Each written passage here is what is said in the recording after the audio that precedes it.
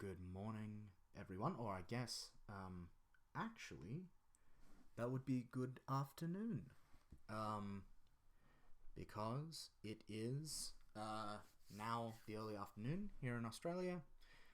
If you are in America, it is probably either late in the evening or very early the next day, technically. I'm not, an expert on the conversion rates of time zones. Hello? Good morning, or good afternoon, or good evening, wherever you are. I have just finished having a lovely time hanging out in Stephen Lumpkin's stream, watching him run a game, and now I'm going to do some game design. So, anyone who was here the other day while we were working on the last playbook for this game kind of knows the deal, but just in case, let me quickly encapsulate. I have run a number of times now and over a number of years, both off and on stream, a game called All Things Under Heaven. It is a setting in the style of the West Marches, not Ben Robbins' original West Marches so much, but more Stephen Lumpkin's vision of it on roleplay. So, like, weird fantasy, deep interconnected lore, lots of, like, alternative means to combat, a focus on, like, characters being transformed by the forces they encounter out there in the wilds, but set in a world, a region that is kind of heavily inspired by Chinese, Japanese, Korean, Mongolian, Tibetan, and then kind of Southeast Asian cultures. In the same way that a lot of, like, generic European fantasy is set in fantastical worlds inspired by a bunch of cultural assumptions and mythologies and so on, borrowed from European imagining, right? So I've been running this in various forms for some time now, building off an increasingly modded chassis of, like, 5th edition Dungeons and Dragons. I've gotten it to the bare minimum of satisfaction, which is to say, the system no longer actively gets in my way, which, like, 5th edition previously was, because a bunch of its assumptions are very different. So, like, you know, good news, that the system is not, like, actively impeding me anymore. The bad news is that it's not doing literally anything to help me either. So,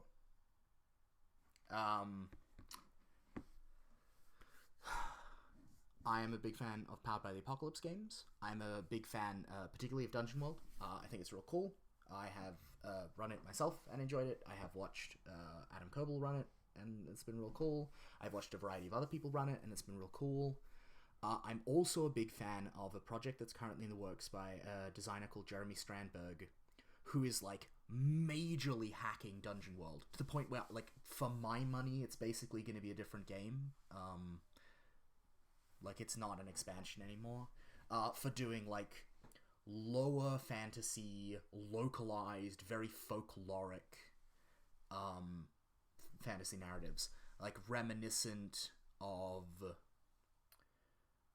you know, like, The Withstone of Brising Armin, reminiscent of The Spook's Apprentice by Joseph Delaney, reminiscent of all of these narratives about, like, small enclaves of civilization out in the middle of a vast and terrible wilderness, where, like, the heroes are all deeply tied to the town and have, like, a emotive connection to it, and dealing with, like, the challenges of mundane life is also, like, a real focus and is considered, like, interesting and worthy of attention. So Jeremy Strandberg is working on that, and it's really cool. And in a lot of ways, it highlighted to me how far you can stretch, like, the base chassis of Dungeon World, right? And, like, how broad the space of fantasy is in Powered by the Apocalypse games that isn't covered by Dungeon World.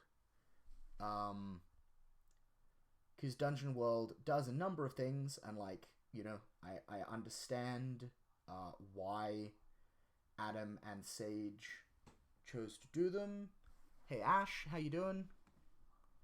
It's called Stone Top.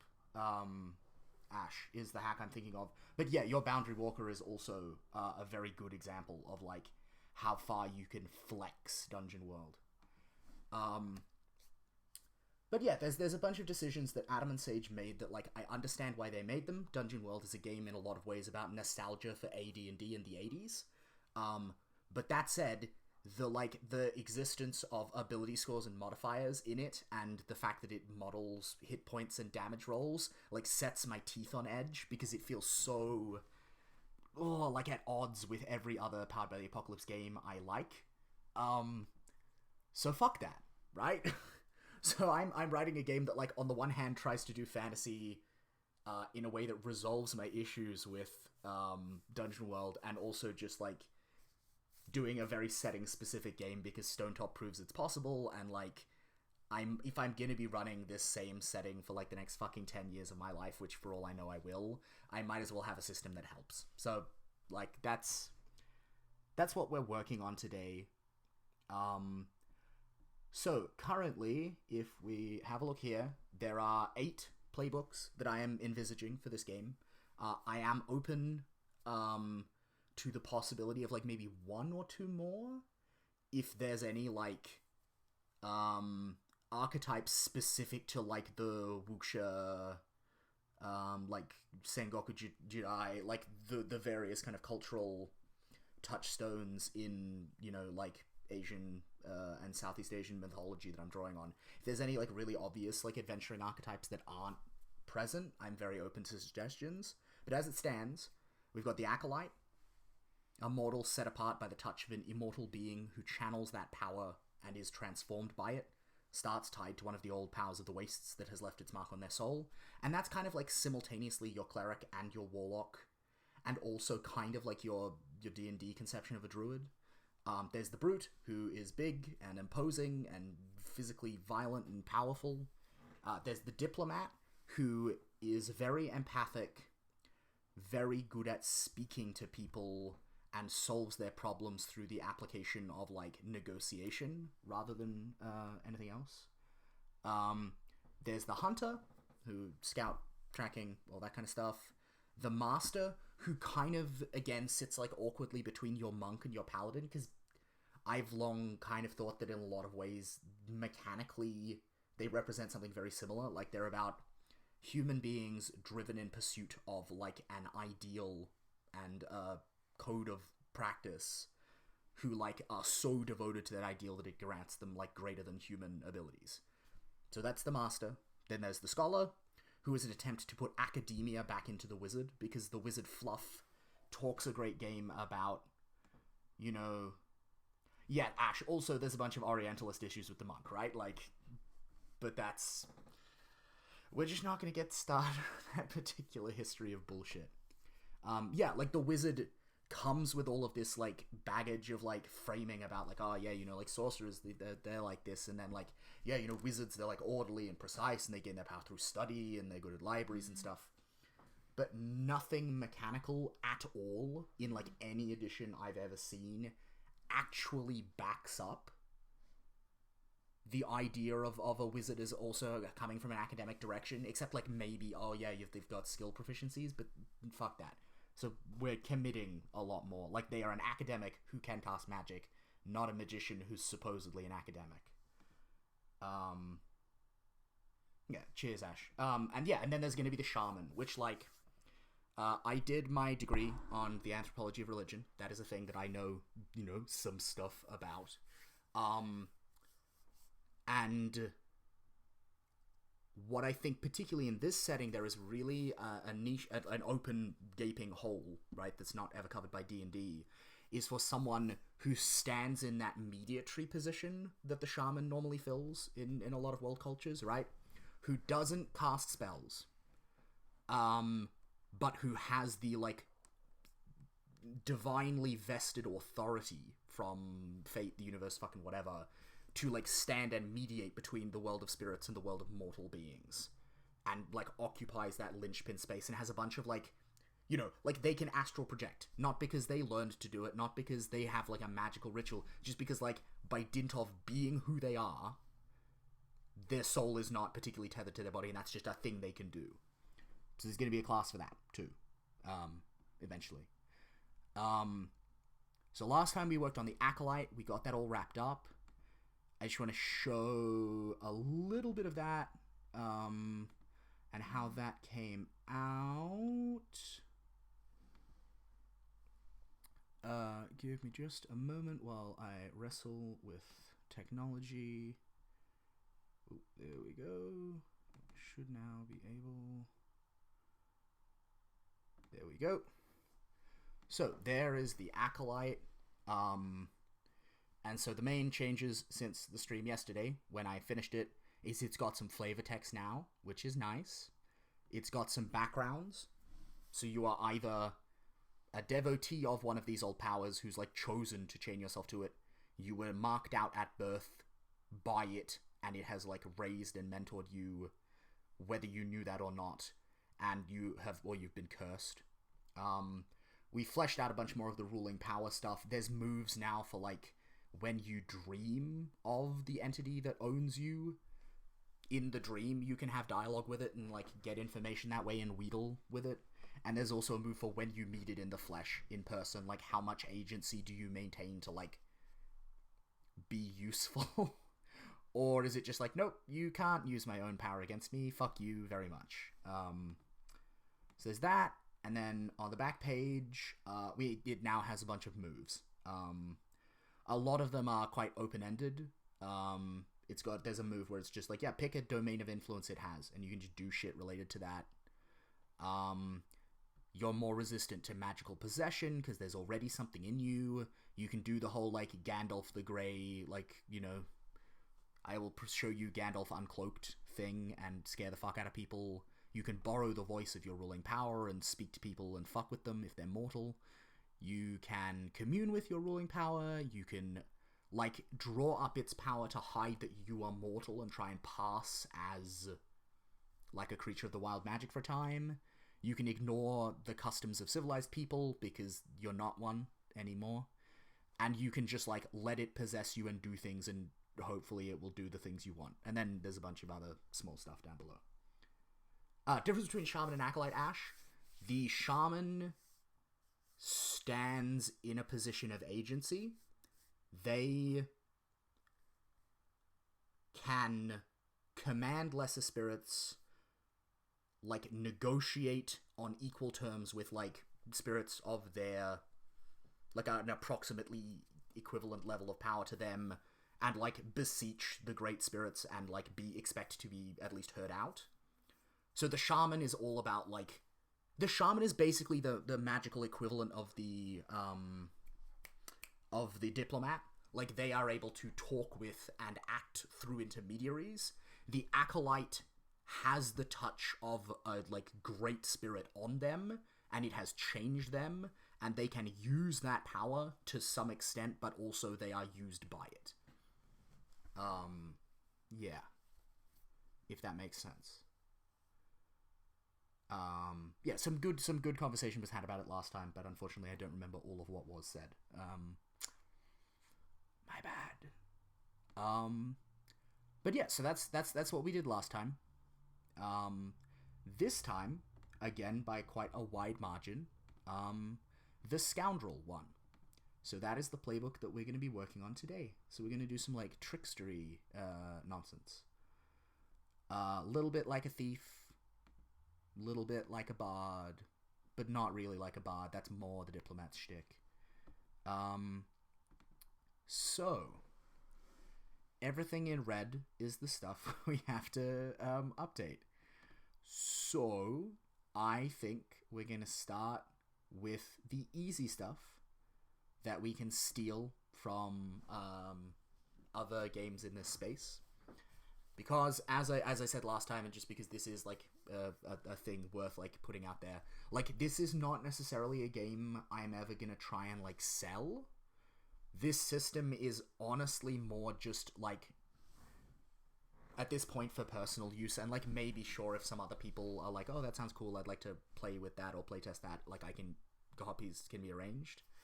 But it's, like, several iterations of revision away from anything that would possibly see print.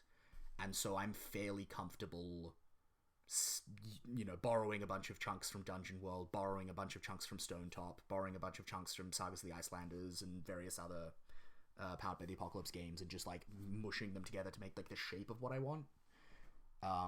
Because all I want at this point is something, like, quote-unquote playtestable. Yeah. So, I think, to start with,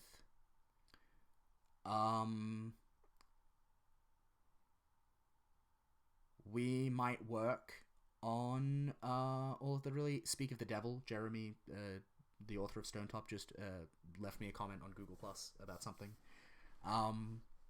But yeah, I think we're going to start with all of the, like, surface level stuff, and then we can go from there. So we'll do, like, look and ties, and maybe do gear, and then, like, push onwards and see where we're at. Also, I do just want to update the backgrounds, because I do know already what those are going to be. So, the 3 paths that can lead you out to the wastes and into becoming one of these poor suckers. You can be a wanderer, living by your own wits. That's actually, yeah, living by your wits. You can be an urchin, or you can be a bastard. And I think the implication with bastard... Hey, Hawk, how you doing? Nick Yastoff, welcome back. It's been a while. Yeah, I think the implication with bastard is that you are a noble bastard. I think that's what I was planning when I wrote that, but I don't actually remember, so we'll figure that out as we go along. But yeah, those are, like, the 3 flavors that this kind of character is going to come in, at least at this point. Yeah. So, let's start with look. There's, okay, like,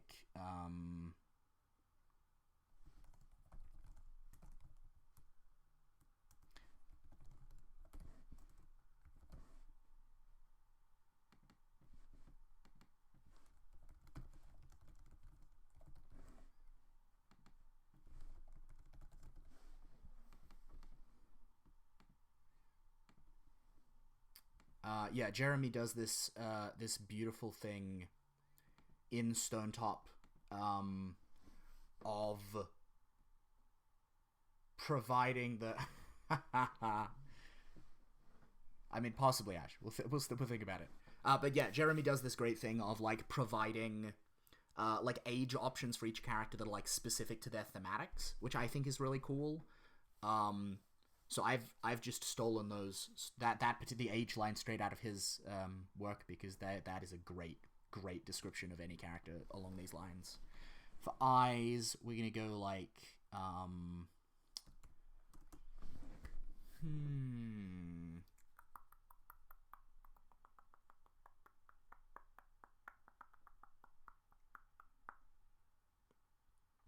like, cunning eyes.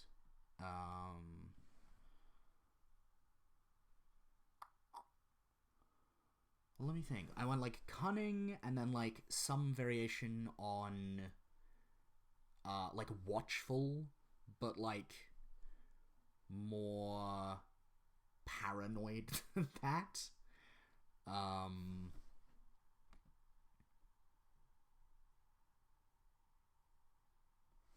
Shifty. Hawk, that's great. Yeah, shifty eyes. Totally. Yeah, kind of like cunning eyes, shifty eyes, or... we'll think. Sharp eyes? Yeah, I'm down. That sounds good. I'm happy with that as a set to start with.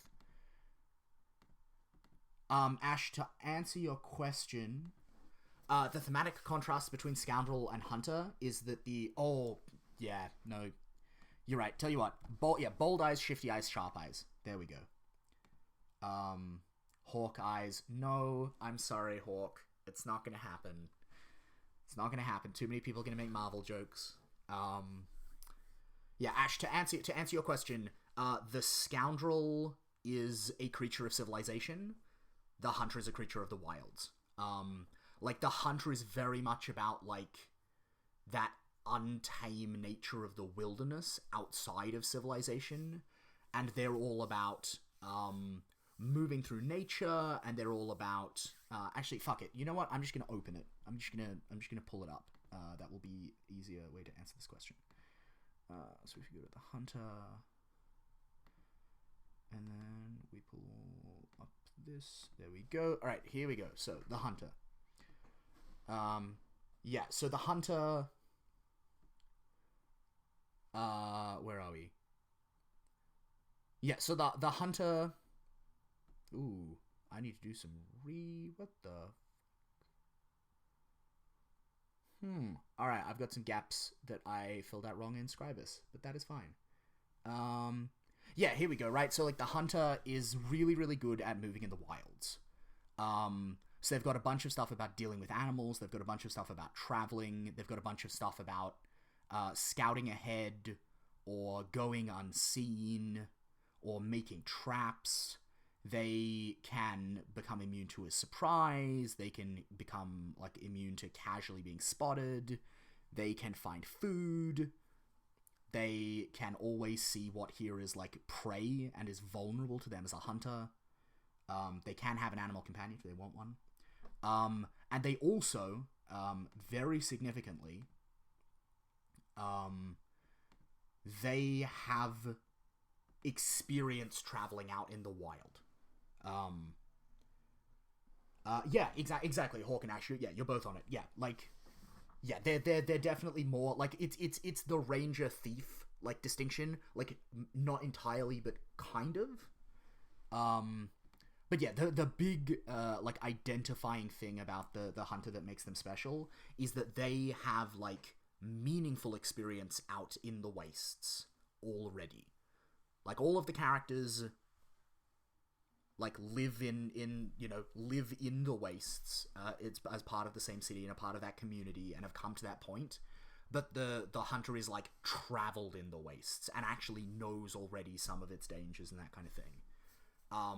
Whereas the Scoundrel is almost certainly going to get some equivalent of the driver's reckless move from Apocalypse World, where it's like when you plunge into danger without hedging your bets, you get armor. Yeah, I think it's more. Yeah, it's not so much a city-wild distinction, Ash, because, like, most of this game takes place in the wilds. It's more that a hunter is equipped to deal with the natural environment and with animals.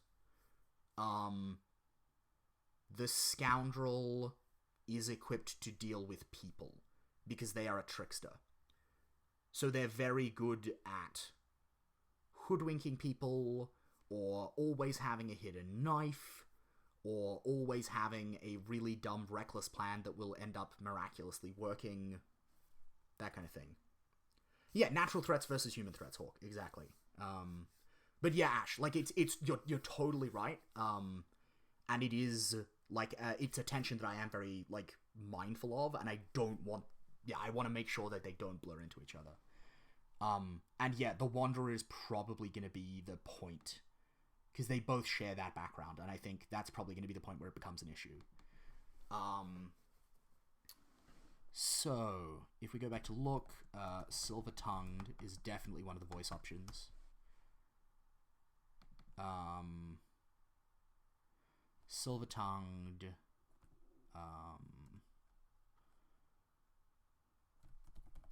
Furtive Whispers.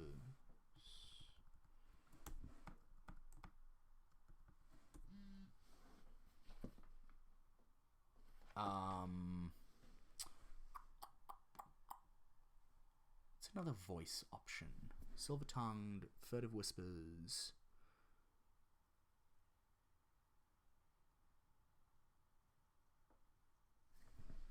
often silent. Done.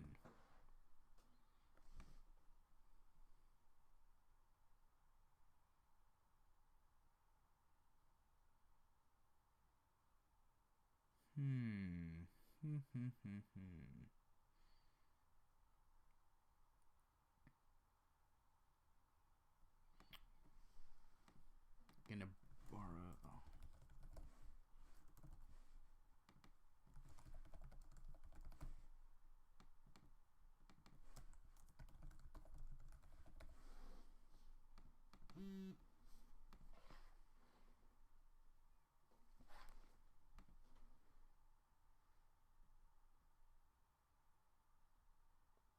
Whispers and often silent are real close. You are quite right. Oh, you know what it is? It's like fuck silver tongues. It's let's go back and try that again. It's like over friendly. Furtive whispers. And then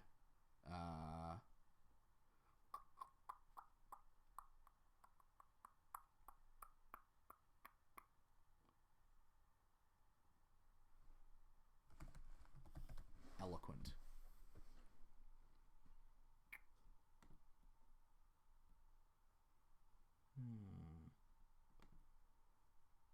Yeah. And then for build, like, you know, we got a bunch of easy ones here, like live.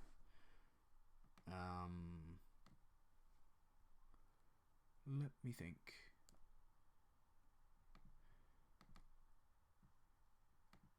Yeah, right, let's go like tall and live, tiny,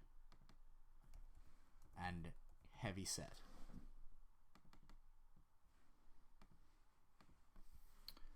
All right, there's look sorted. Cool. Let's actually tell you what. Nah, this is all easy enough stuff to do. Let's just push on. Let's do the hard stuff. Scoundrel moves, and we want about 9 of them. We want Scoundrel advances. We want about 9 of those too.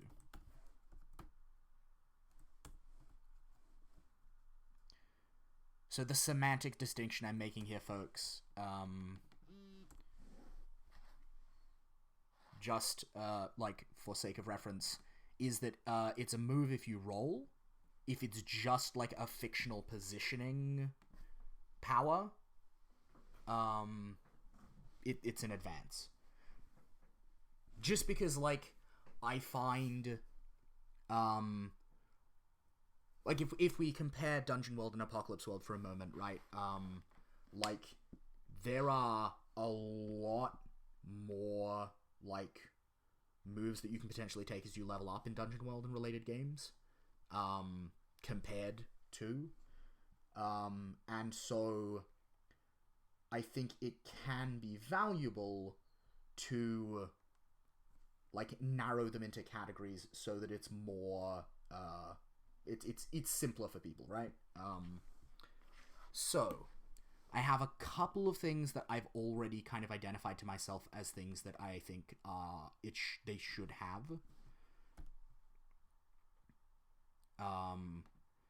Which are, if we go here, yeah, so they're gonna get like a variation on, fuck, is it the Maestro D, in Apocalypse World?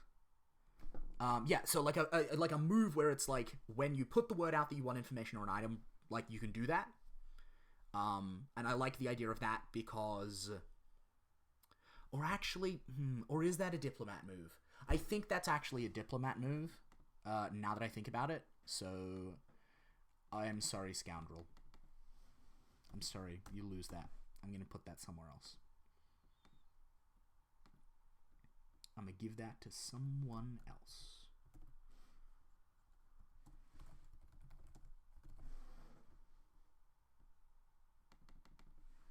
So, where were we before I changed my mind? Yeah, so they get a variation on... Yeah, it's the Maestro D. They get a variation on the Chopper move, where you can have your gang search their pockets for some shit. Because I like the idea that in addition... what's the line when it comes to sweet talking and lies? I think... Fuck, what is the... Have you been watching... Have you watched much Burning Wheel, Ash? Because I'm about to, like, use a Burning Wheel metaphor. The Diplomat has dice in Persuasion. The Scoundrel has dice in Falsehood. So the Diplomat can't... The Diplomat doesn't really have any moves for lying to people. Right? They have moves for being, like...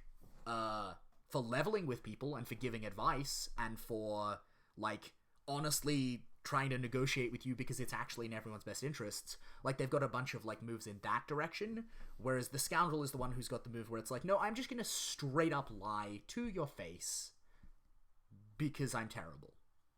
And probably what I'm gonna do is be a little bit Monster Hearts with it, and the other line is that the Diplomat can actually solve problems that way, whereas for the Scoundrel, their talking moves are all just, like, set up actions to either then knife that person in the back, or then take advantage of that person, or then, like, do whatever, if that makes sense. Like, for them, social diplomacy is a tool on the way to doing other things, whereas for the Diplomat, it's a solution. I think that makes sense. But I'm not totally sure. Anyhow. Where are we? Okay, so it's plus grace. That's plus insight. Yeah, we're gonna, if I just open up Apocalypse World, because we are just gonna straight up steal, whatever the move is I'm thinking of. Yep.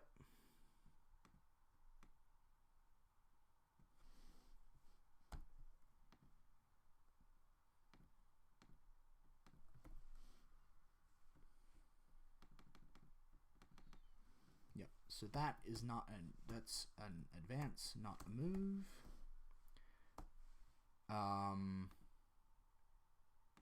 Yeah. Oh, cheers, Ash. And I think the other thing is, because this is... I don't know how, like, truthful this is.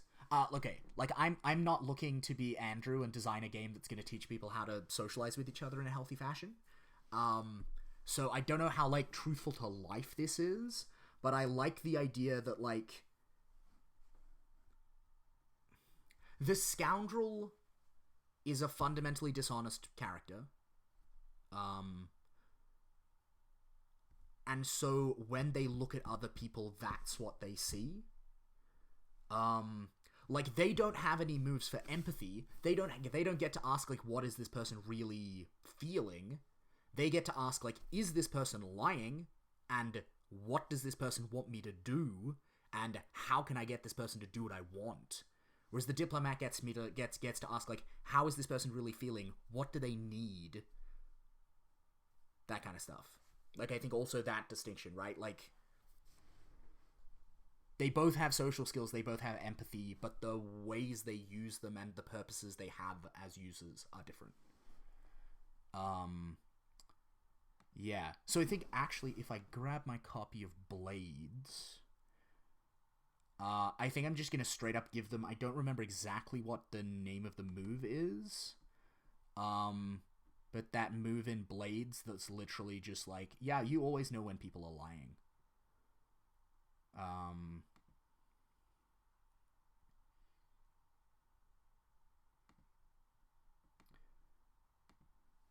Yeah, so like what are we gonna call that? We want a good name for it.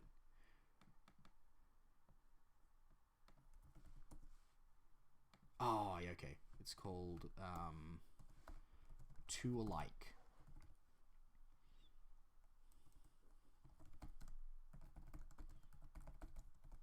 When you are in conversation with someone, the GM will always tell you if they are being dishonest. They won't tell you how or about what.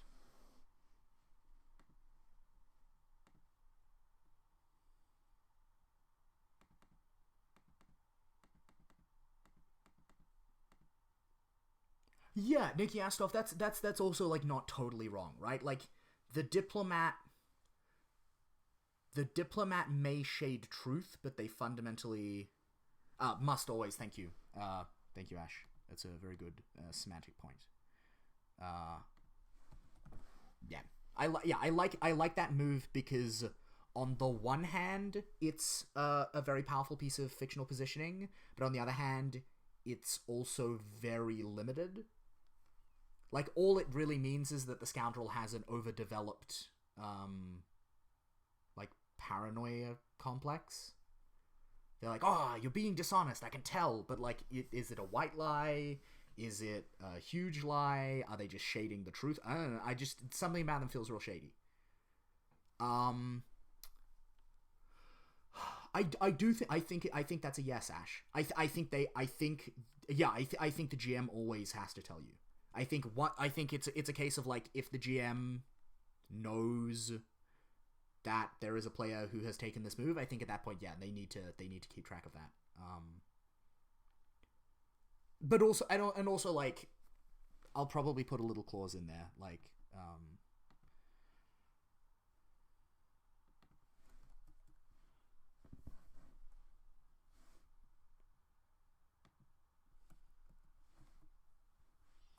your GM is only human. Be gentle. You may have to prompt them sometimes.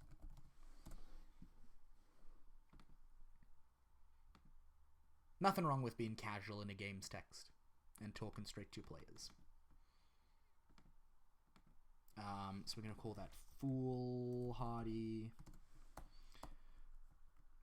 So when you do something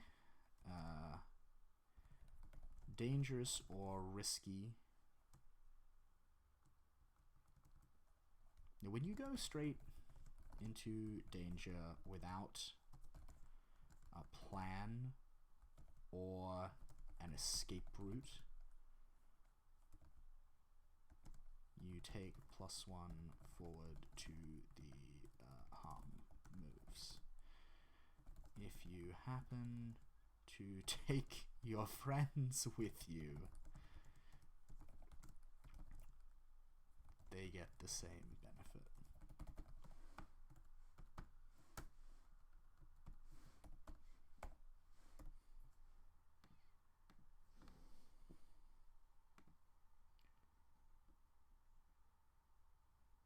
Yeah. Oh, yeah, okay. So I think we might actually end up filling out advances first because they're... In a lot of ways, advances are easier, right? Because they're just like... Because they build... Actually, I think I'm about to say a thing about game design. Or at least about the design of this game. I think actually the heart of this game, like the heart of the character, is in the advances, not actually the move.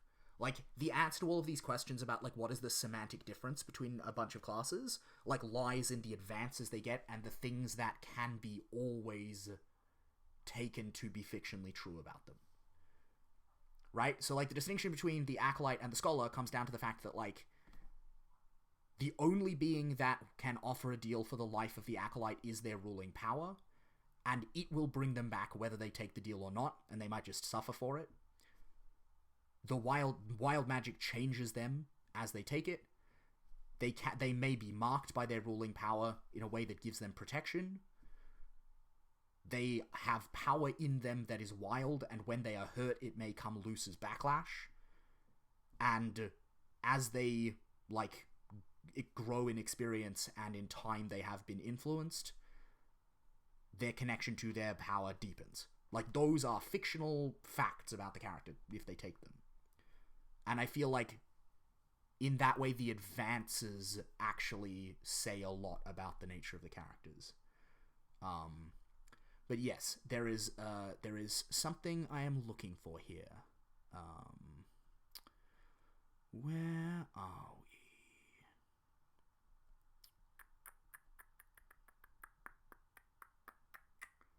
There's a move I'm thinking of.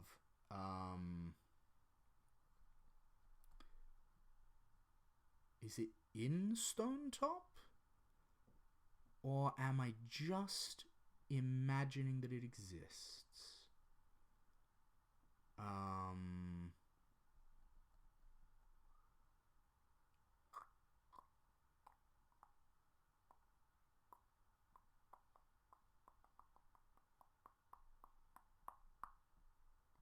Okay, no, it doesn't actually exist. Alright, there's something kind of like it. I want them to have a move that is like, they always have a knife on their person. That's just true. They can always, at any moment, it doesn't matter how, right, like, thoroughly searched they've been, there is always a knife hidden somewhere on their person. Because they are badass in that way. Yep. So we're going to call that, precautions. No, we're not. We're going to call that,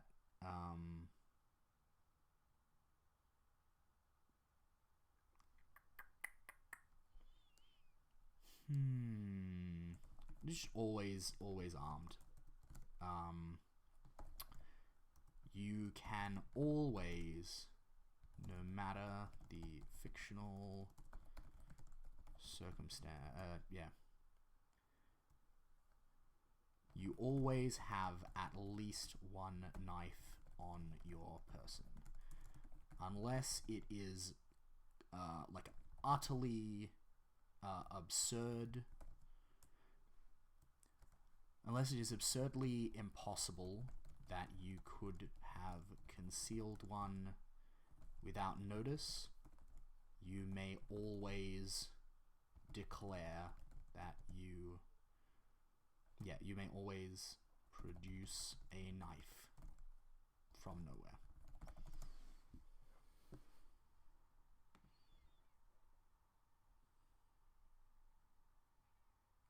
Hey, Drummer Boy, how you doing? Welcome to the chat. Ash, I like it as an advance. I really like it as just, it's a fact. Like they've just, Prickly is really good. I'm gonna call it Prickly. Yeah. You may always produce, Yeah, you may always produce a knife from somewhere or another. Yeah. The qualification? So I think, Ash, the only exception to this, right, is that, like, if your character has been stripped naked, I think there are some, like, edge cases where I don't think it's possible. Like, if someone has just cast, like, if you've just been subjected to,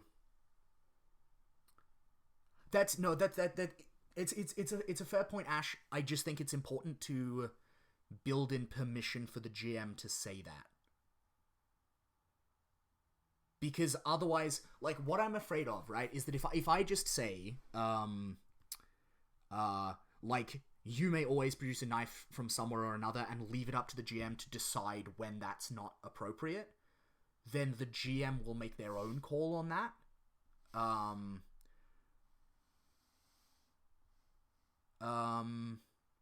Actually, yeah, fuck it. Nicky Astoff is right. It's just, unless it is impossible. Like, unless it is genuinely impossible. And, like, the scenarios that I am thinking of right now, like, the only two I can come up with, is, like, if they are stripped completely naked and there is no way that there could be a knife hidden anywhere on them, I think the GM is fair to say, no, that's bullshit. And, like, if they've just been subjected to, like, the magical equivalent of, like, heat metal, and they haven't screamed in pain, right? Like, if that happened, like, a minute ago, then I think it's pretty safe to say, no, there's not a knife on that person. But other than, like, those very edge cases, I just think they have one. So I'm happy to give them that. There is...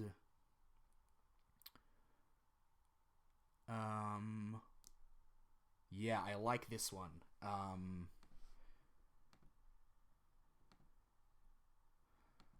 What do you want to call it? Yeah, okay. So it's called Go to Ground. You can always ask the GM...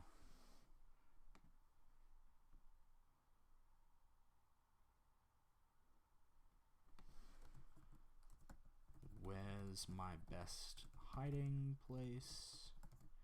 And take +1 forward to act on the answer.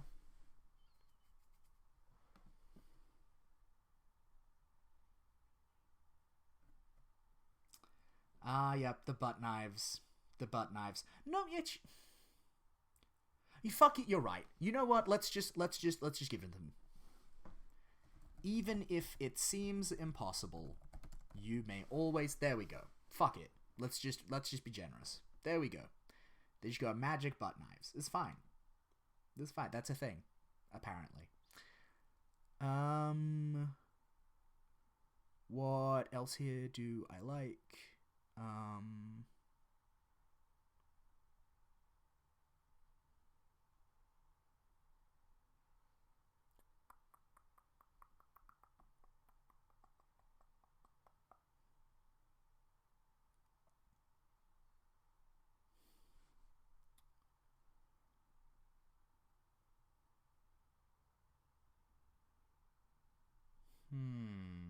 Bum, bum, bum, bum.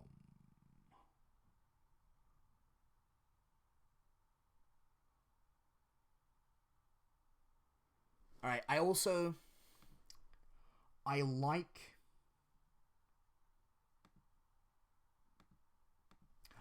like the Dungeon World move, the one that the thief get about alignment, and I like the idea of taking that further, to like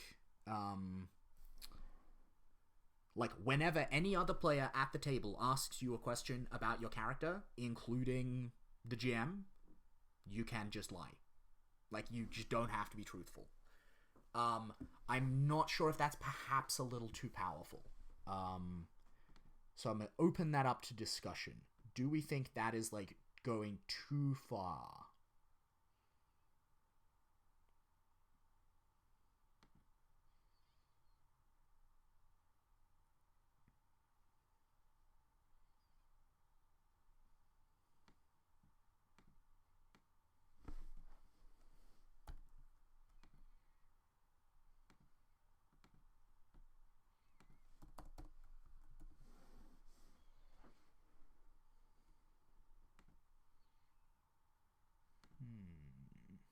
What do we like?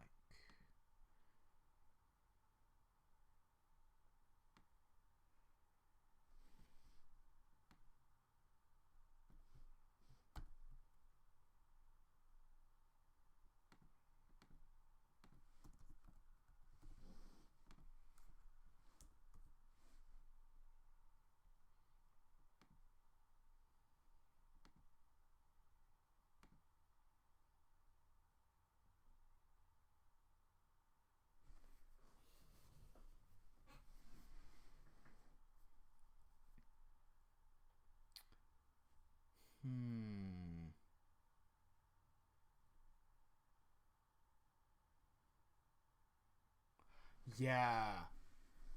No, that's a really good point, Ash. I'm gonna sit with that one because, like, I think, like, I can see a a wording of that starting to form. But I'm not totally sure how I want to handle it yet. But that's a really good point.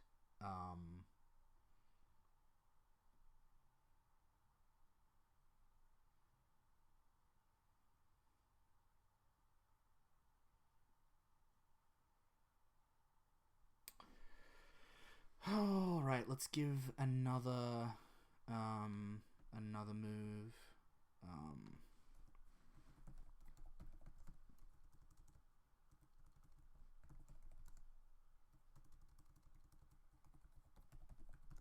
You can always ask the GM, is there a trap or ambush here?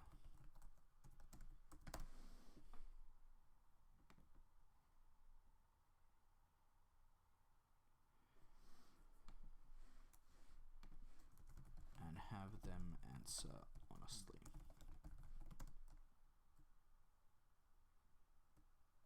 If they say yes, you can ask one of the... Yeah, if they say yes, choose one of these follow-up questions.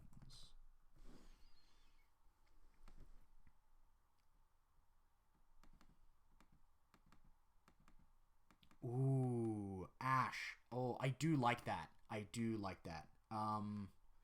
Drummer Boy, could you elaborate on the distinction?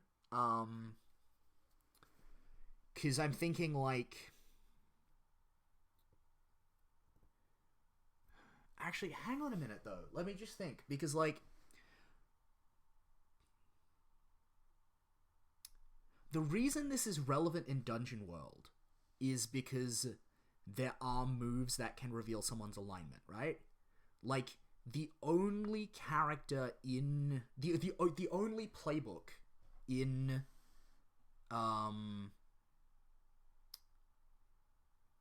The only playbook in All Things Under Heaven that has access to empathy moves is the Diplomat, and I think they actually do possibly have the right to get through. So I think it might just be like when the GM... when an NPC interrogates your motives, you may always dictate the conclusions they draw. I don't know. We'll see. We'll follow up on that. Choose one of these follow-up questions. I want it to be like, what...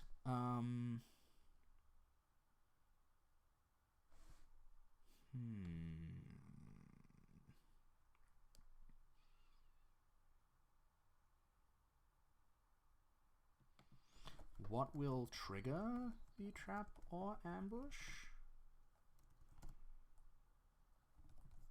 What will happen? There's gotta be a better way. Yeah. What will happen once it's triggered? Or how...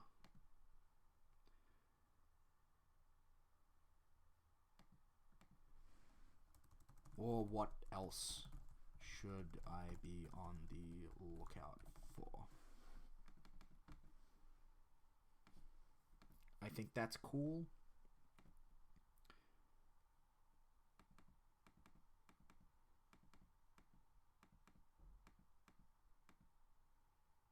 Yeah, actually, fuck it. No, Ash, you're right. It's just two questions. It's what is the trigger and what will happen. Also, yeah, Drummer Boy, you're totally right. So maybe actually, so here it is, right? Like maybe this is the move, right? Like whenever, you know, whenever someone asks a question or whatever the opening clause is, it's like, tell your fellow players, including the GM, the answer, and then say what the characters know. Or something along those lines. Like, so like, you have to reveal the secret to the other players, so that as an audience we can all be like, oh, that's fucking cool. But you also get the fictional benefit. Does that make sense to people? And does that seem like a thing that would be cool and not just bullshit?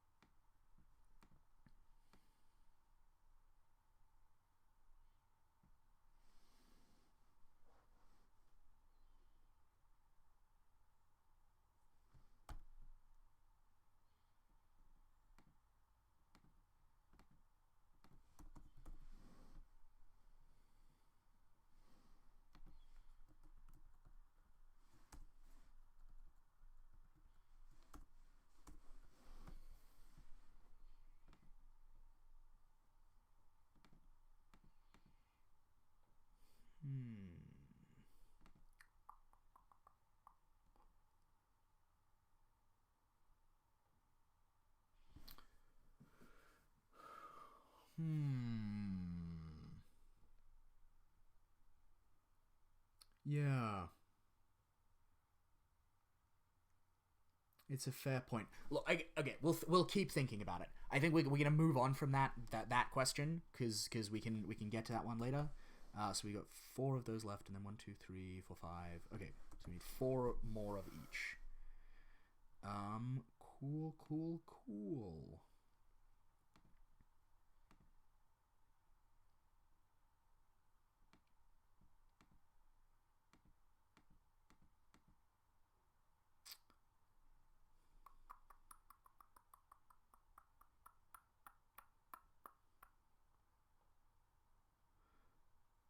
All right, there's a great move here that I'm just gonna borrow from Stone Top. That is Jeremy's, which I love. This is so good. And we're totally gonna give it to them so that they can be sassy if they want to.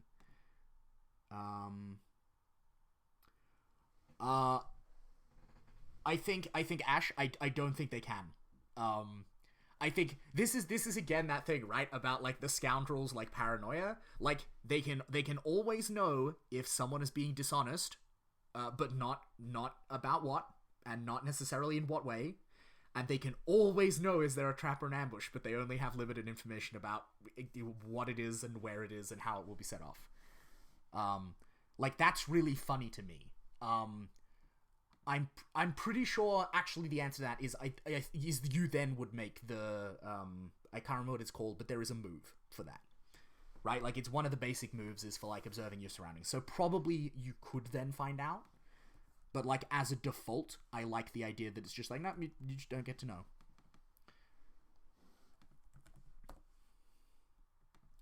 Yeah, so I'm keeping this because I think this is amazing. Or you are humbled or humiliated, and not just by them. Yep, I think that is a great move, and so we're gonna have that.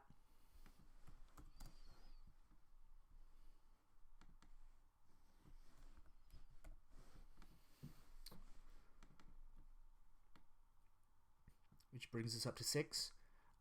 Does anyone else? I'm like open to submissions for like ideas for fictional permission moves that they might have.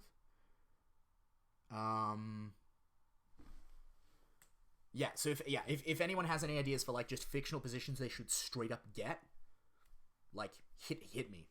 I am very open to them.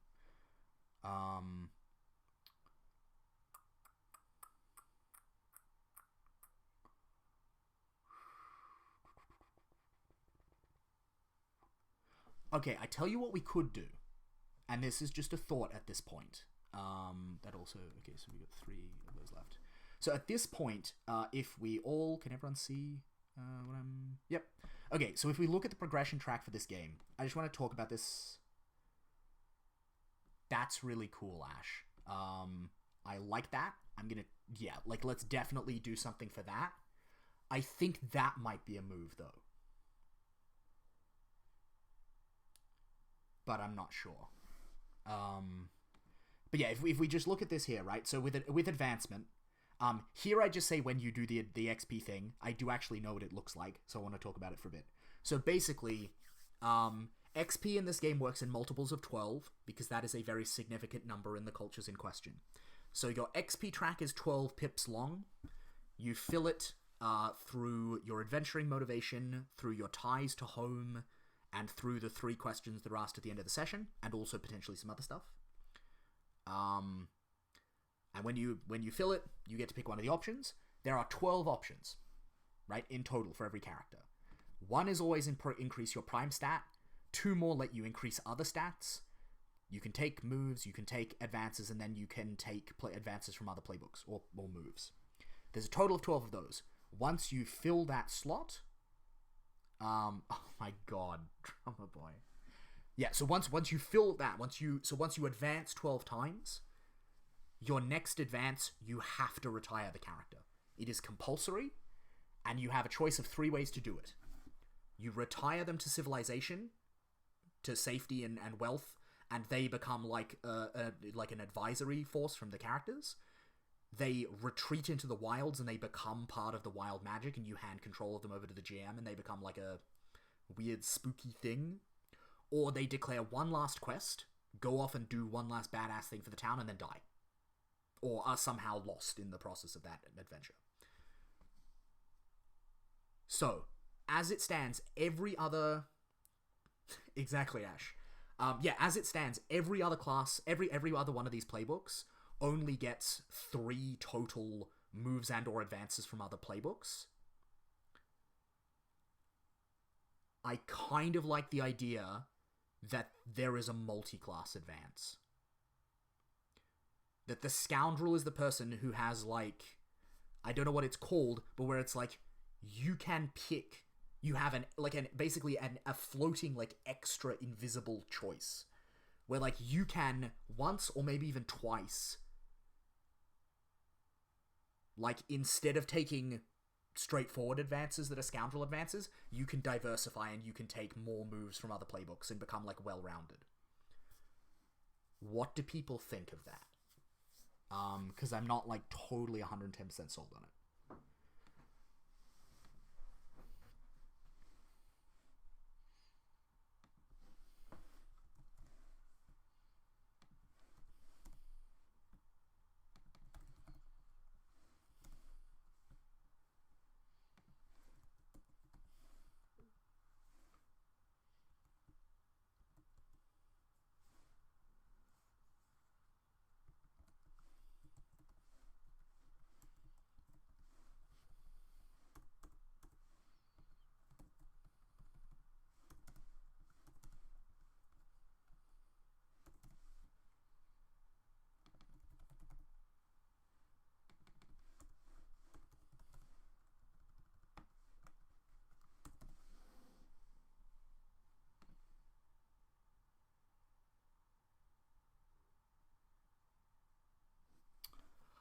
We are getting a little into Icky Bard territory, Ash. It is true.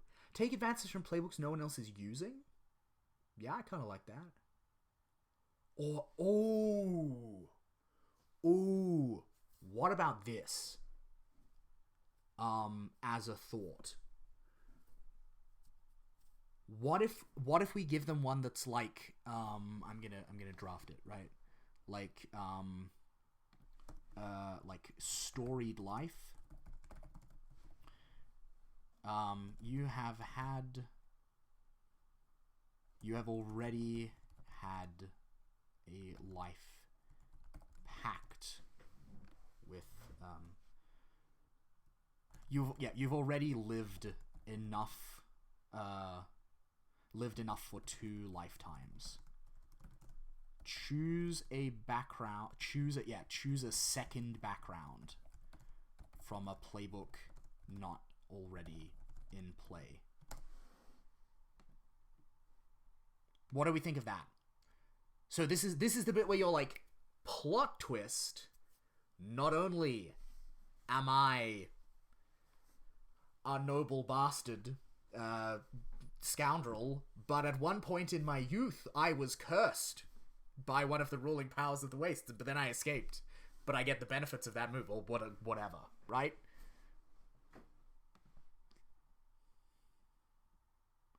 Ooh, I do like that. Isn't that... Give me a moment. I need to pull up the Monster Hearts PDF, because I swear to God the Hollow has a move that works like that.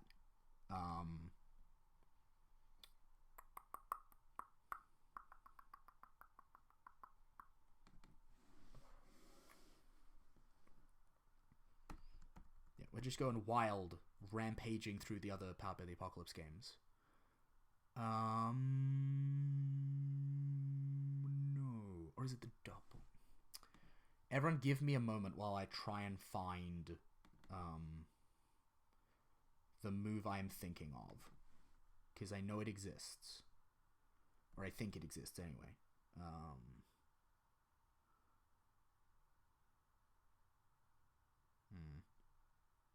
Alright, nope, I am not correct. That's alright.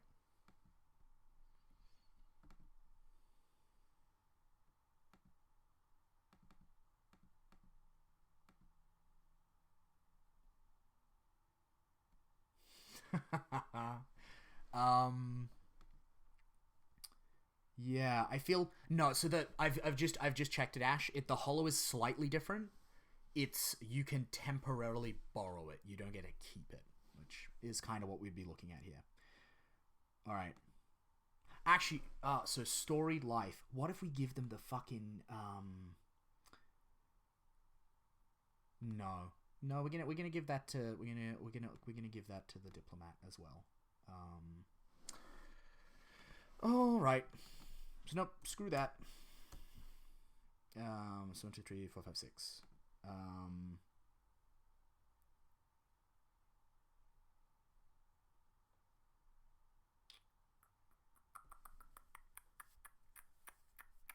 right, let's go back to this lying move. Okay, so it's called Mercurial.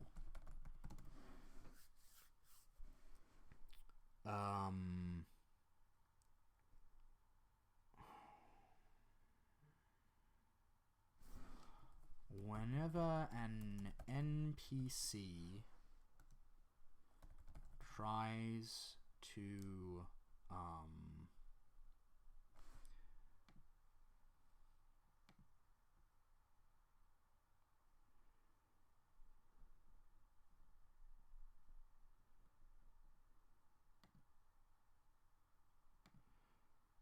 whenever you are asked a question about your character by an NPC.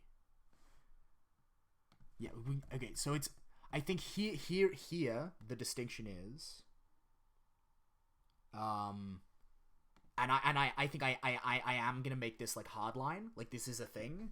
I think the distinction here is mundanely. I think this is not right. Like if we go back to Dungeon World, the move is literally like you can fool like detect alignment spells. The Scoundrel can't do that.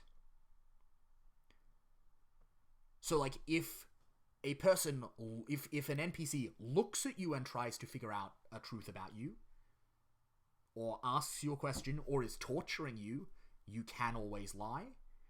If they are in your head with their slippery mind tentacles, like at that point, I'm like the Scoundrel is not that kind of class. They just find the truth, and I think I'm just gonna call it there.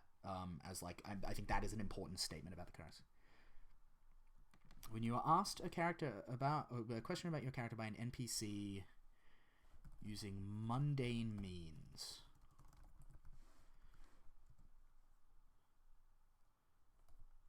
tell the players the true. Tell your fellow players the true answer, including I don't know yet. And then tell them what lie you spin.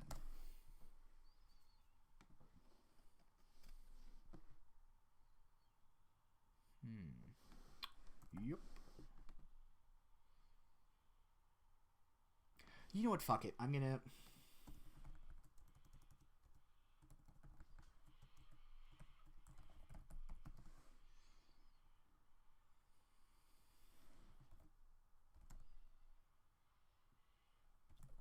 You have picked up a wide variety of skills and tricks throughout your life. When you take this advance, take a move or advance that has not been picked yet from another playbook.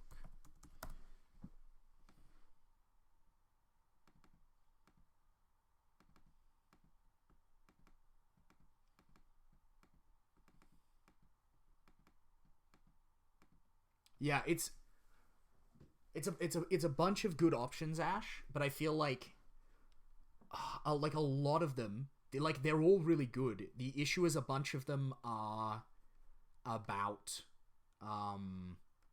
like city adventures, and that's not a thing that really happens very much in All Things Under Heaven. And Codes and Ciphers, while we're on the subject, Codes and Ciphers is a scholar move. Like, if you want someone to play with linguistics, so Drummer Boy, the trade-off is that you only get however many advances. Like, you're basically trading away a chance to take one of your advances for the chance to take one from another playbook. Like, you're diluting your playbook. I do like, yeah, I think break into locations is good. I'm just gonna poke around here for a moment. There we go.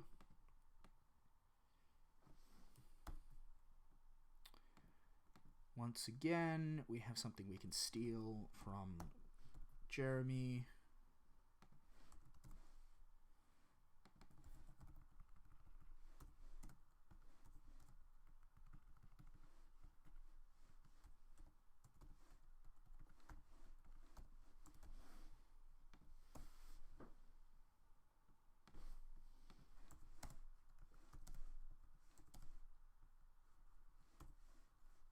I really love this Light Fingers move. I feel like it is excellent. It's such a classic, like, Apocalypse World MC, like, hard bargain. Sorry, Drummer Boy, is that going to be fun? The well-rounded move? I think, like, that move is about giving the player an option. I think that move is saying to the player, look, like, you've taken all of your advances and moves from other playbooks, but, like, God, it just really makes sense in the fiction. You really want that other thing. Like, you can have it. Here is the cost. I feel like the answer is no, Ash. I think they can still take it.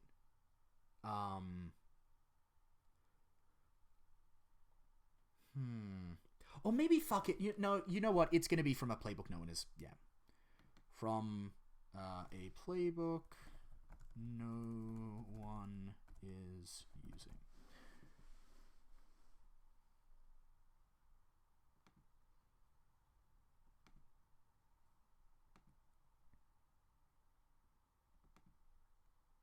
Which...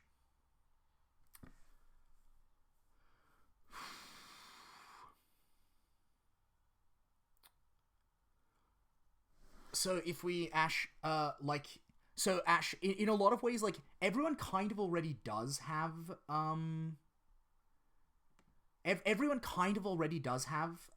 well-rounded, because one of the advancement options is take a move or advance from another playbook. I think the distinction I'm trying to pass out here, and that I'm going to go back through and fix in the wording, is this. Another playbook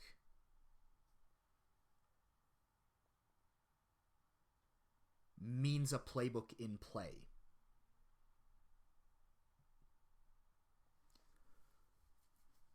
So, like, your group of characters, you know, like, say we've got, we've got, like, a diplomat, and a brute, and a master, and a scoundrel, right? Like, we've got a fairly light on supernatural powers party. Like, they can all, they will begin distinct. Over time, they will all develop, and they will grow into each other a little bit, and borrow bits and pieces of each other's shtick, which I think is cool. The thing that makes the Scoundrel special is that they can be like, no, I have a shaman thing. Like, they can pick from stuff that's off the table. Or at least that's what I'm thinking. Like, does that seem cool? Is my question.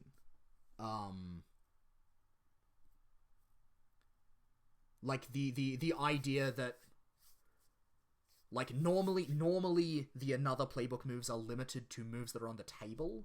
What the Scoundrel basically gets, actually, fuck it. Here we go. Here's what it is. The move doesn't give you a playbook. It just gives you that fictional permission, right? Like, the move is, different. Okay, I'm going to change it completely, right? Like, it's Hidden Depths. When you when you take choose an advance or move from another playbook as an improvement, you may pick it. You may choose it from playbooks that aren't in play.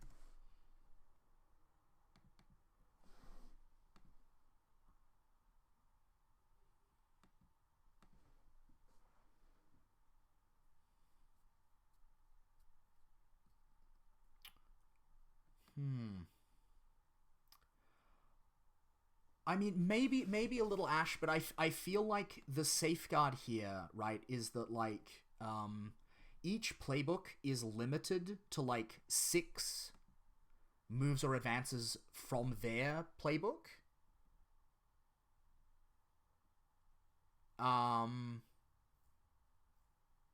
Yeah, like each playbook currently. Yeah, you get like 6 moves and advances from your playbook combined. And each playbook has like 18 options.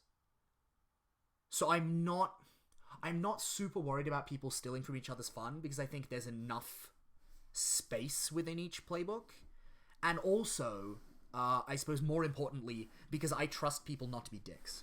Like, it's not, as a designer, my job to build a game that is, like, asshole-proofed, because that's not possible.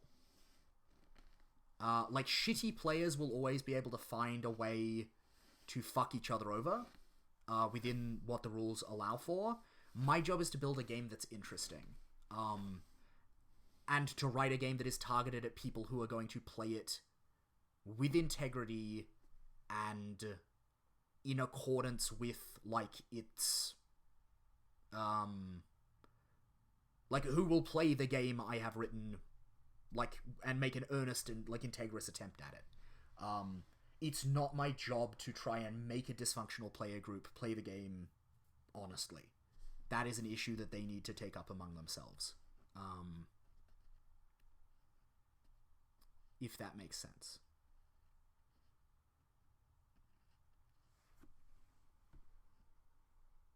And that's not like a universal, like that's not a universal statement about, like, good game design. That's just, like, personally, like, my philosophy.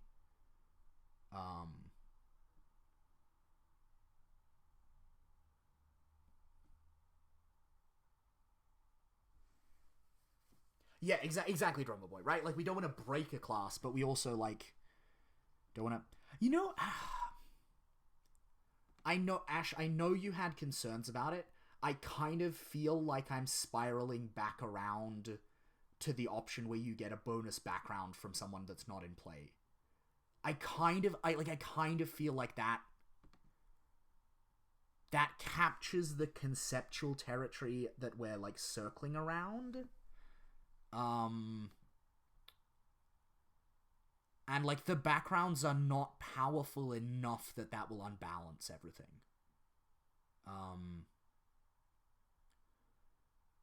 Because they're the equivalent. And in fact, there's precedent for this, right?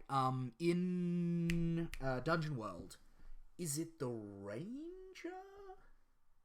I want to say it's the Ranger.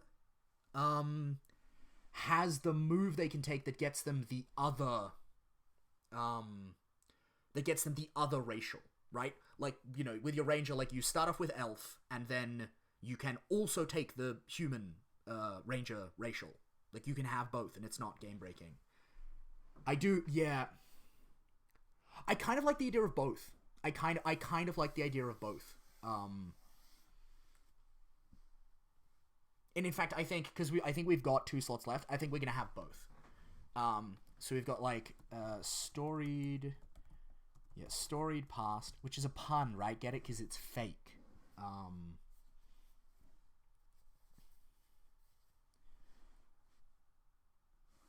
Okay, mechanical suggestions about the fake move. Like, how the fuck do we execute that, right? Because I don't know. I don't know. Because maybe it's not an advance. Maybe it's a move. Right? Maybe it's a move that's like, when you try and do a thing that you don't know how to do, make the move. And we'll see what happens. Yeah. I mean, yeah, and it's called, like, fake it till you make it. Like, what are we... Thoughts on that?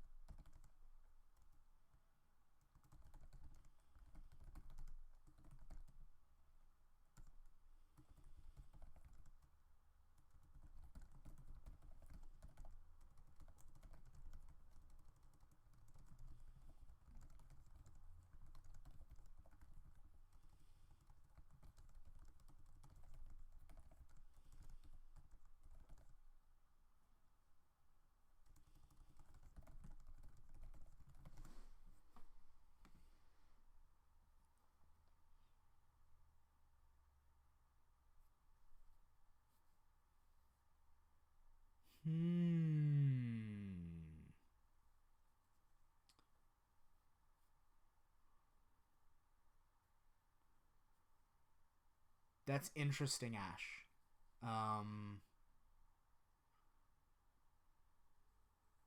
Yeah. Right. I like that. That's cool. Yeah. So, like, fake it till you make it. You are lying about... You are convincingly lying about some area of your skills or proficiency. Choose an advance from a playbook not in play. When it would come up, roll plus grace. On a 10 plus, you have it. Yeah, on a 10 plus, you get the benefits. On a 7 to 9, choose. You get the benefits, but the truth comes out, or it doesn't work, but your lies hold. What do we think of that? I'm not totally convinced on it as an execution, but I don't, like, hate it either.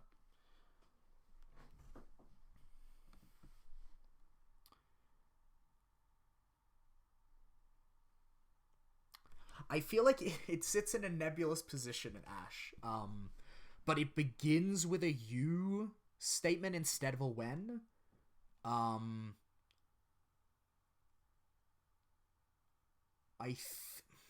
think I'm gonna say it's an advance.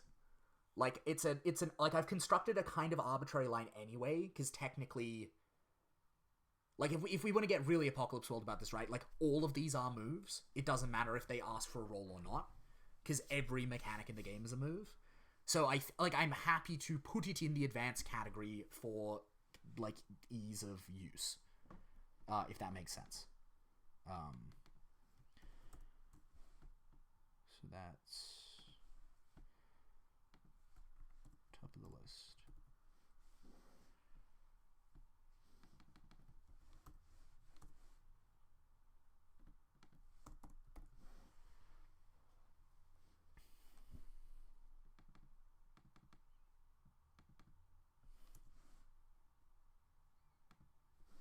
You gonna call that pack rat?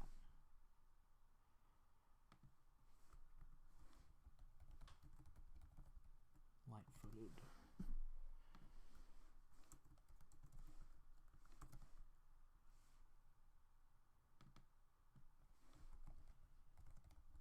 Silent footsteps.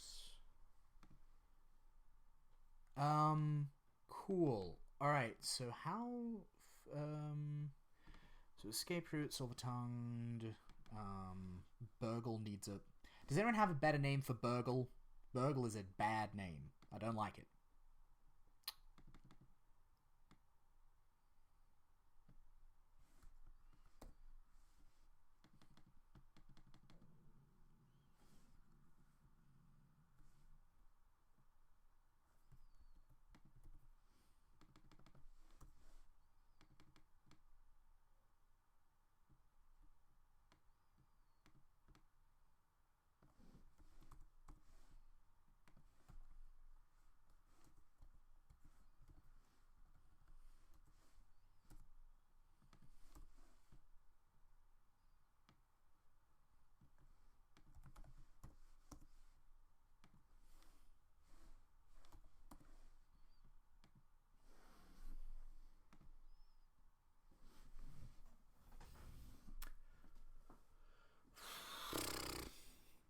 Yeah.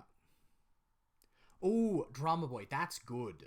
What's yours is mine is great.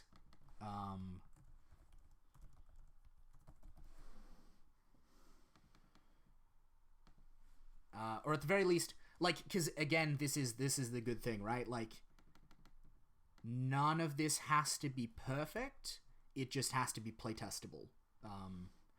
And as my father has told me many times, perfect is the enemy of done.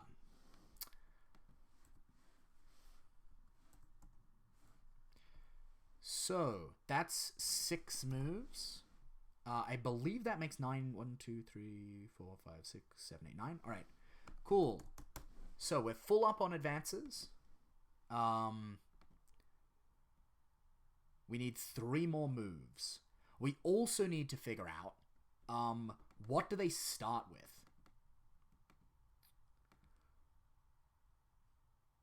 Yeah, exactly, Drummer Boy. I kind of... And, like, again, right? Like, feel free, like, opinions on this. I kind of feel like, again, because this is, like, the Trickster playbook, and is all about just having, like, a varied bag of weird and random tricks, I kind of feel like they don't have a mandated starting move. They just get to pick 3 moves and start with them. But again, like, I'm open to being convinced otherwise, if someone has, like, a case to make why that is, like, bad.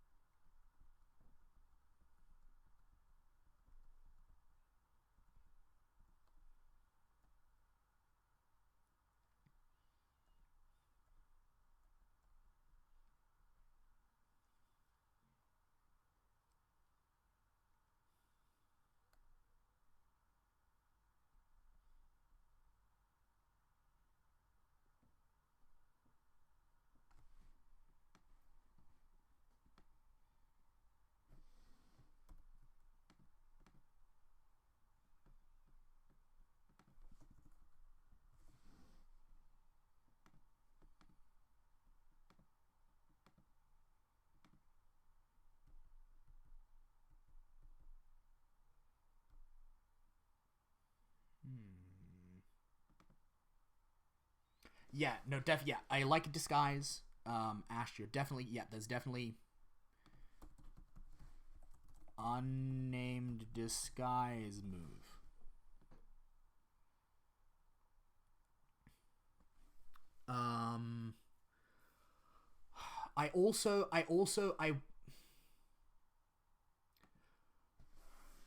I mean, everyone's got the nonsense bag of tricks, Ash, because one thing we are keeping from Apocalypse World, not fucking Apocalypse, what am I saying? Dungeon World is the, Adventurer's Gear. And they also, they've got Packrat, which lets them, like, Packrat is, like, the leveled up version of, Adventurer's Gear, because Adventurer's Gear runs out, but Packrat is literally, like, they can basically always just be like, oh, I have a thing. Ta-da. I want a sucker someone move.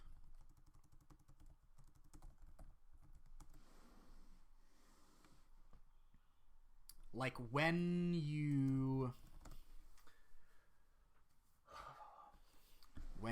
lie to gain someone's confidence.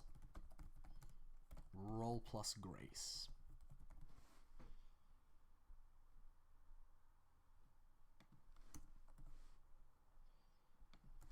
On a hit, they believe you.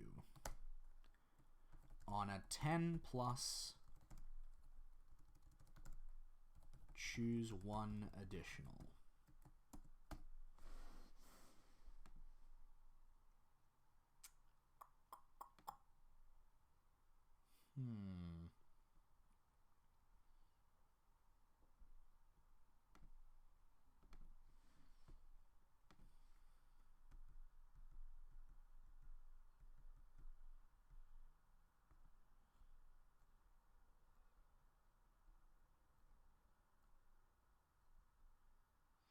Ooh.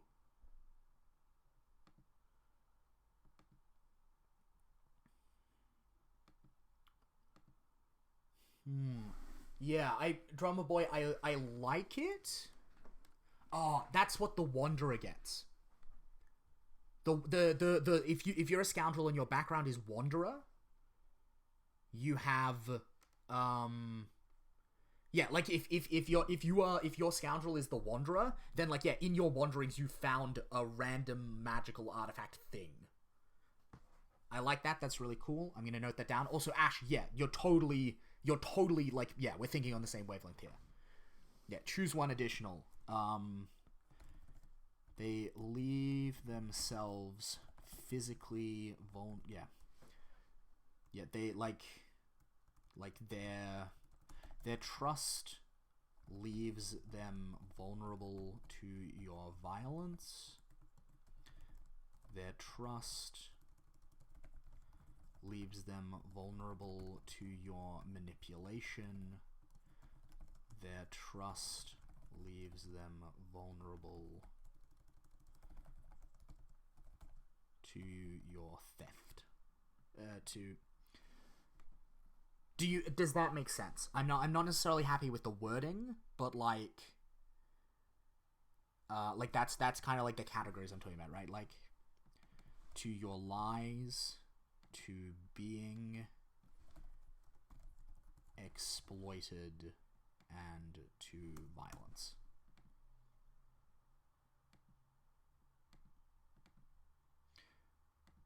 When you try to gain someone's confidence.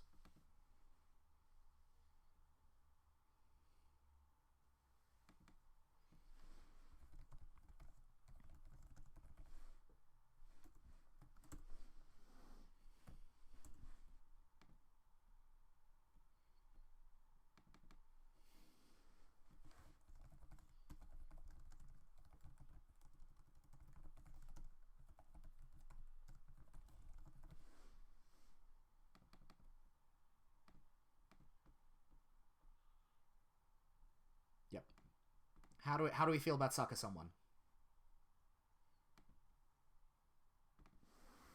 Are we happy with that one? Is that one looking good? Oh, there's also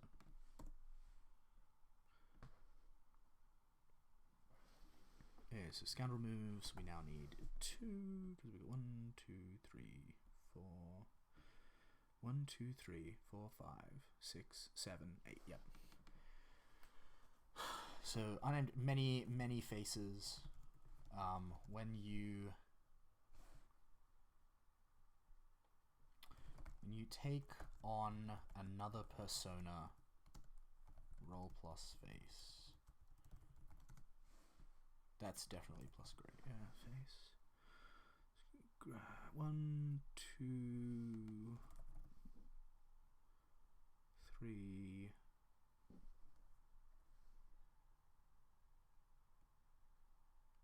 4. 1, 2. That one is gonna have to become Grace.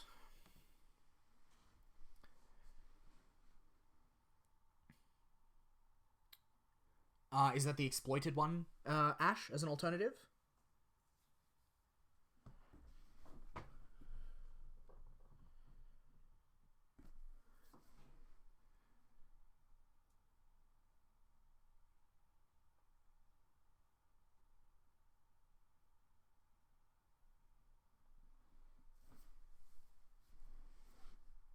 Also,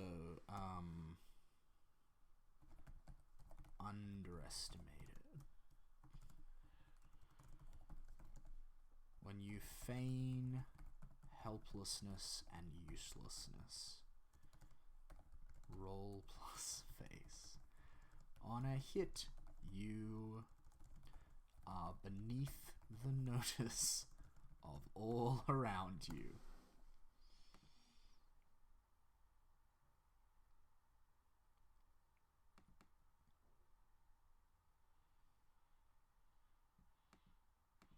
Vulnerable to exploitation. Let's leave it at that for now, and we can work with it. Yeah.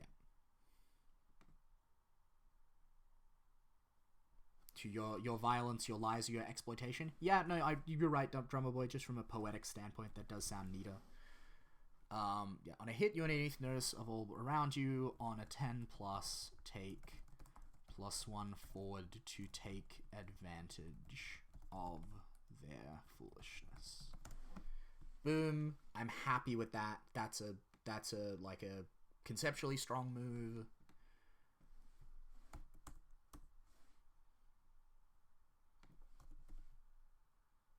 Oh, actually, you know what it's called? It's called Play the Fool. Because that's what it is about.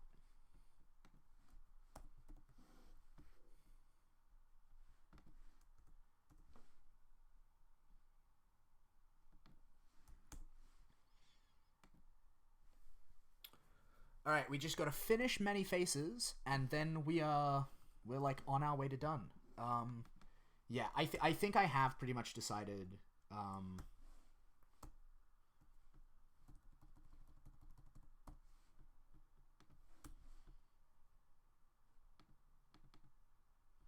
You start with a move from your background and 3 other moves or advances of your choice.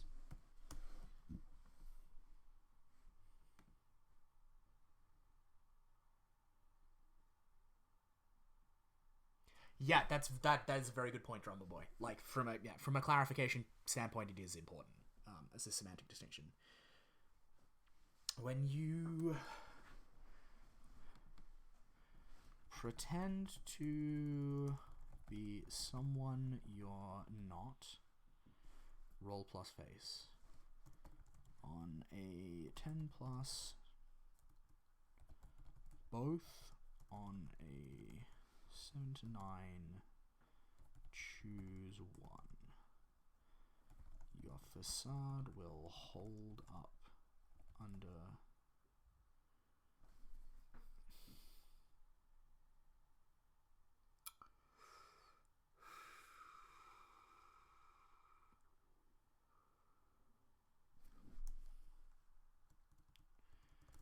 you can maintain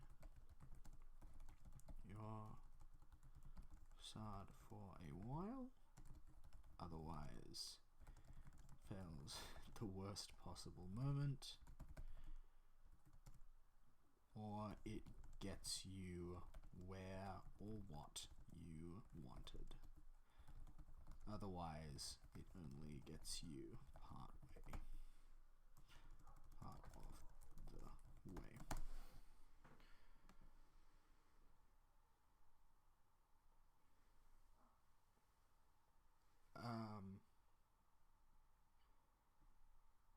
Ooh, that's interesting, Ash.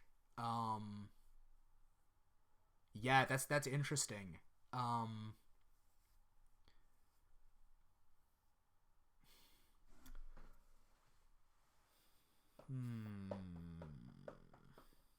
Part of my desire here also, like if we I'm just going to be totally upfront with you, right? See how we've spilled over onto the other page? Part of this is just I want to avoid turning it into a list move, because then it will take up more space. Like, straight up, part of me is just, like, shallowly trying to write as short a move as possible.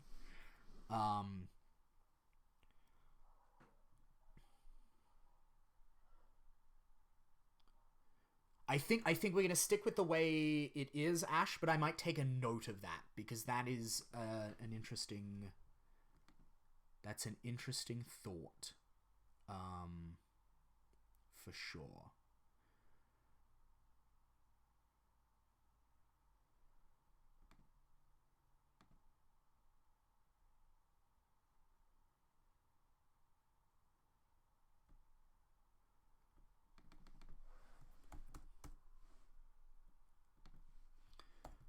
All right, cool.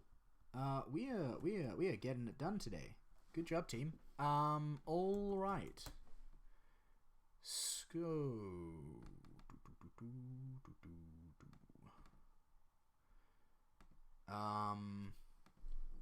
The next thing, I think, is the moves you get from your background. And I like... I like Drummer Boy's suggestion that, like, for Wanderer, you picked something up along the way. I think that's cool.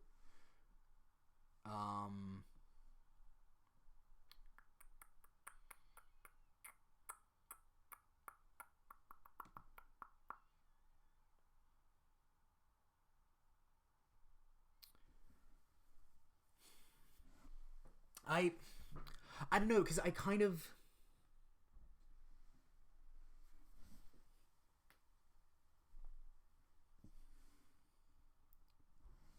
I mean, it's the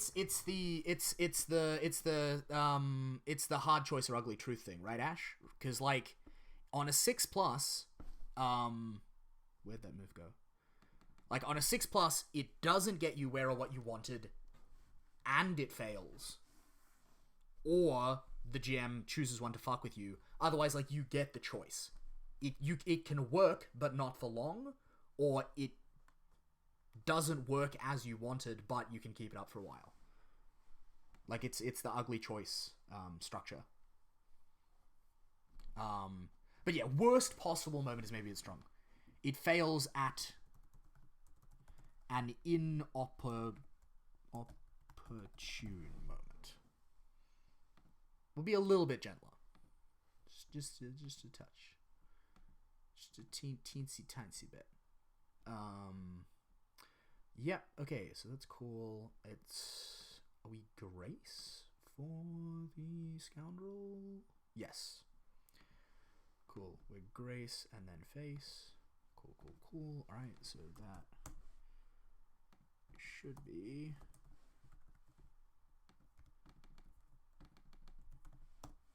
there. You start with Grace +2. Alright, so this back sheet is done. Now we're just down to the stuff on the front page.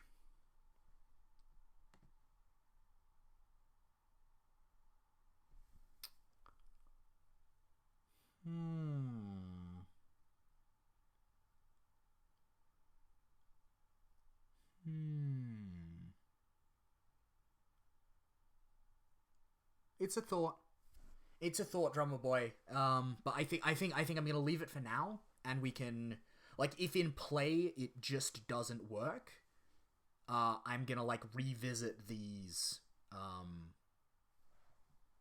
gonna revisit these notes, and I'm gonna come back to it, and I'm gonna use them to revise a better version.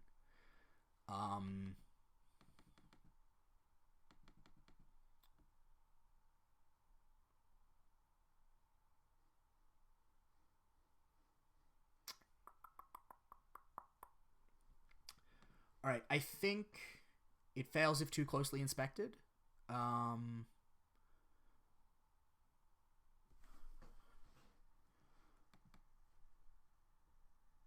Yeah, it holds up to close scrutiny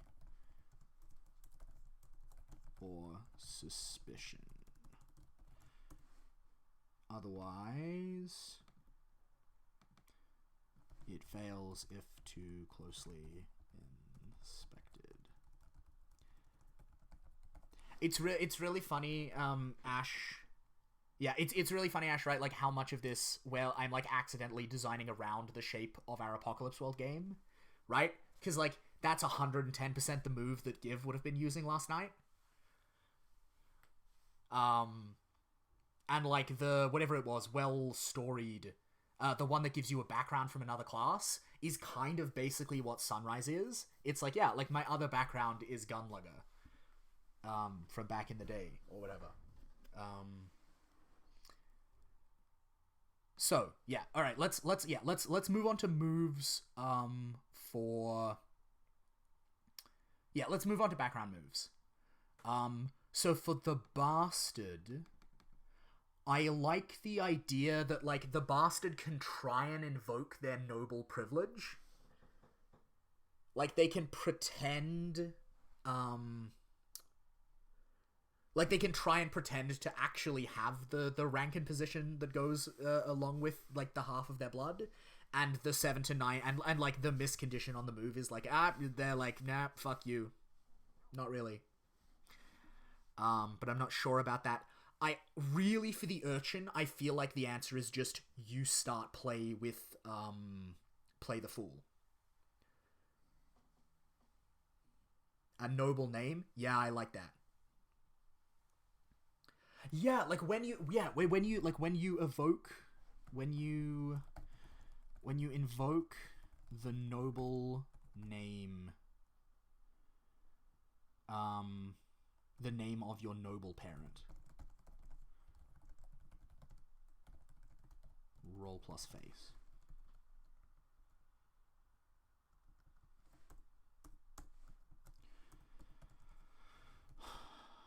On a 10 plus, the name is recognized and your right to it is not questioned. On a 7 to 9, choose one. Choose one.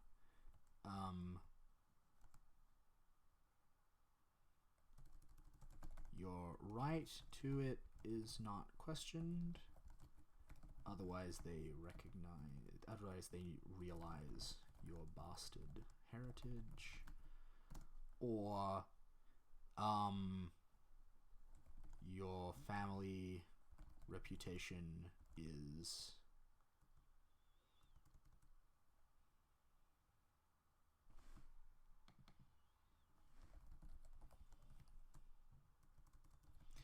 recognized and respected.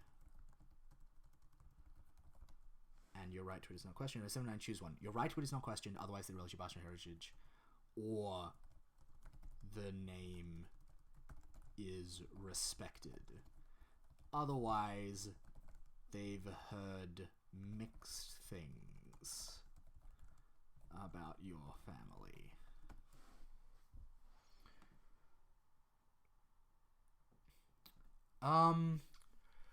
Yeah, I feel so, Drummer Boy, the issue with that, it's a good thought, is that, like, and again, like, we keep coming back to this, because, like, I think the great irony of this is that we're basically trying to build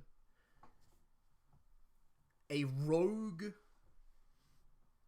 who is built to navigate cities in the same way that a ranger navigates the wilderness. Like, we're trying to build that playbook for a setting where there are no cities that play will ever happen in. Because that is the irony, right? Like, the Scoundrel in a lot of ways is a character, like, displaced from their native element. And that's kind of the point, in some ways. I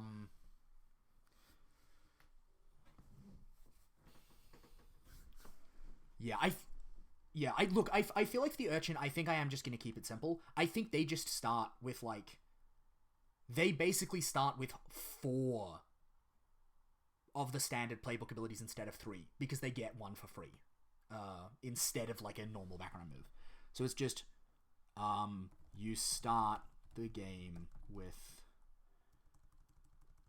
How does Jeremy's done this in the past? So how is it phrased?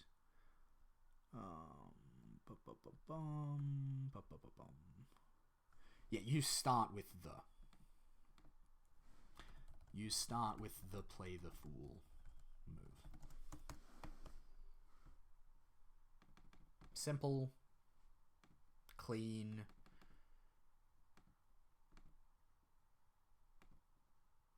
It'll do.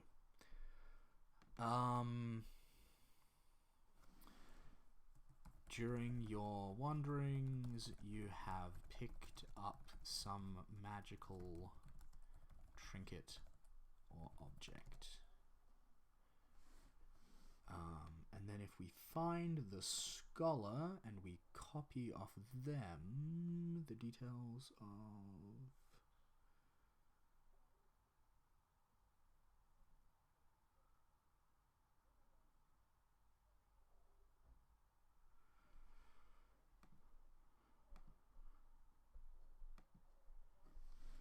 Detail it with the GM using the rules for magical...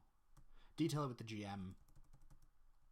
Detail its powers with the GM as a move.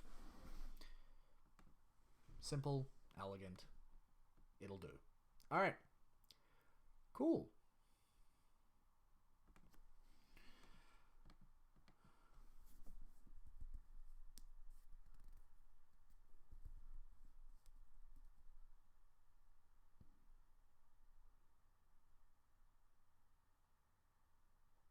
Ooh, hang on a minute. I just had a thought. I just need to look it up.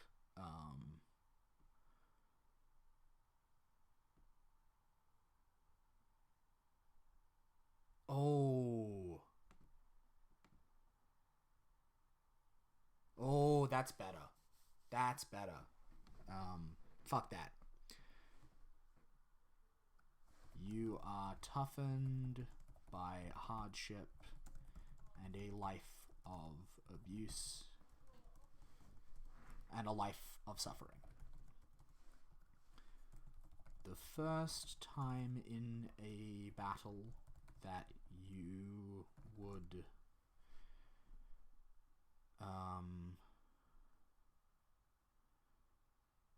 fuck, how do I word this?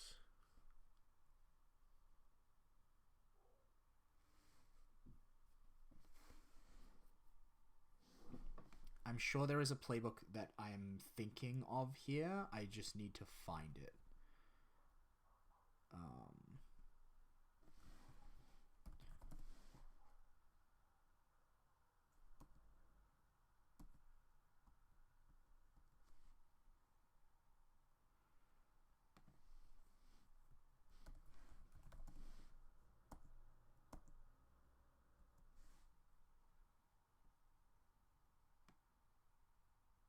No, okay. Someone's already got that. Nope. No. You start with the Play the Fool move.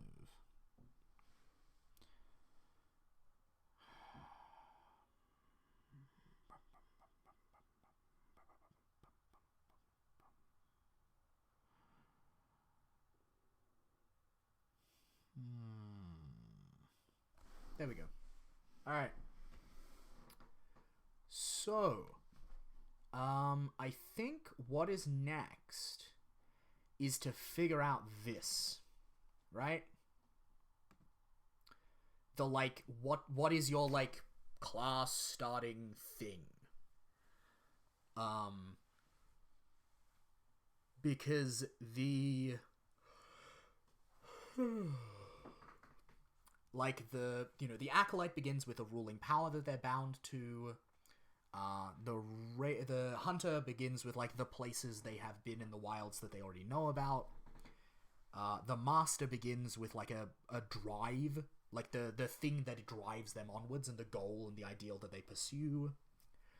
And the Scholar begins with their field of knowledge that they have. I kind of like the idea. And, like, see you, drummer boy. Take care. Sleep well, because it's pretty late where you are, I'm given to understand. Yeah, I kind of like the idea, and, like, tell me what you think of this, chat. that their thing is that they don't have one, they just have a much bigger gear list. Like, they just get to have so many random weird objects to draw on. Does that, like, what do we think of that, or is that dumb?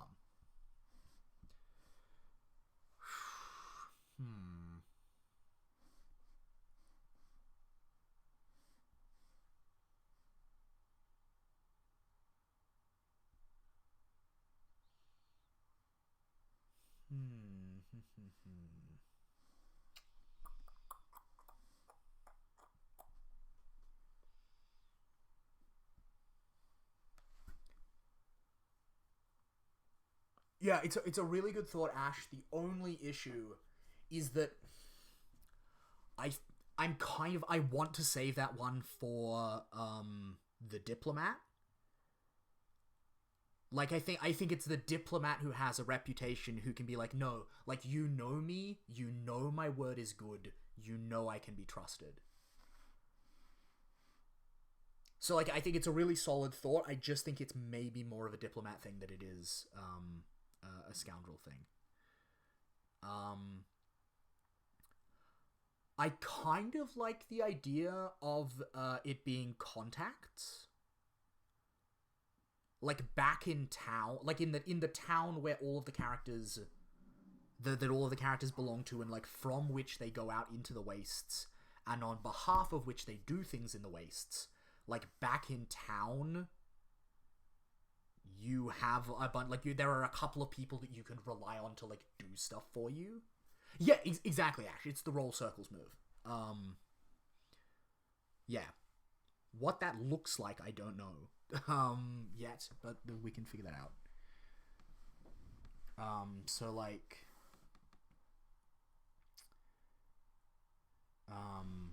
well, yeah, we're gonna call it, friends in strange places.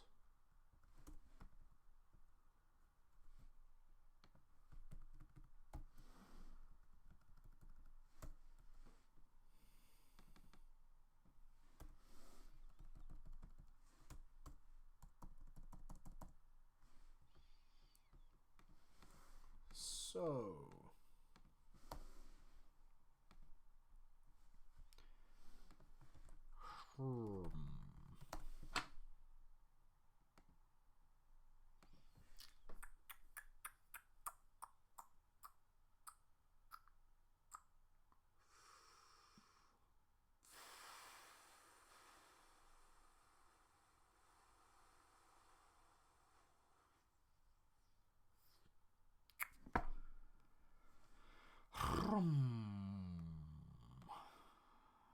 okay, let me think. So, like, you have people you go to get shit done.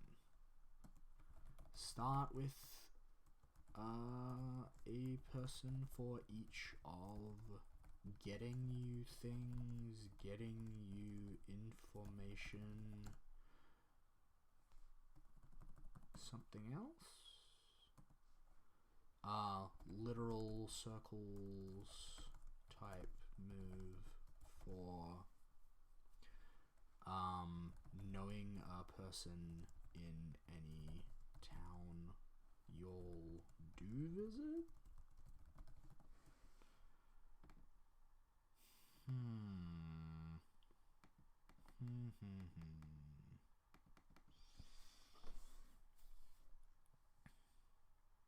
I like the idea of, like, cool evocative lists here. I feel like lists is a strong choice. I just don't know what it looks like.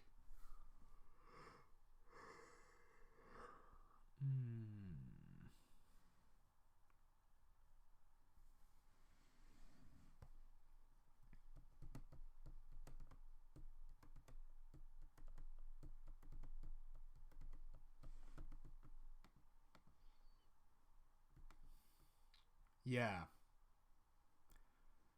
Yeah, and, like, it's that thing, Ash, where, like in the style of the West Marches, it's not that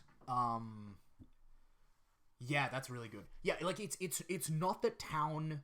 It's not that there are no towns. I kind of misspoke before. It's that adventure normally doesn't happen in the town. Yeah, actually, I think that's actually a really good set of like selling your things.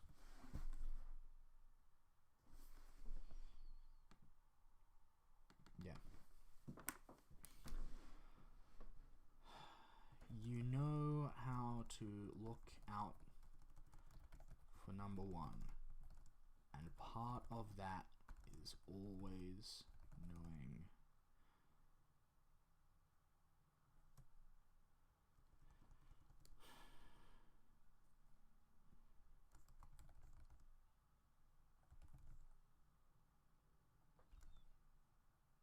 and part of it is having people you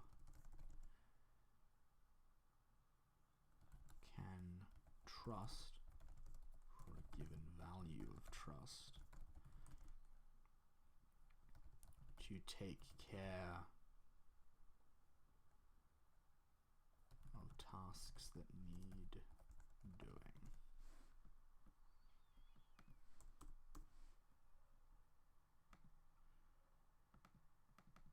I definitely think fencing fence is definitely one of them. Yeah, you know how to look out for.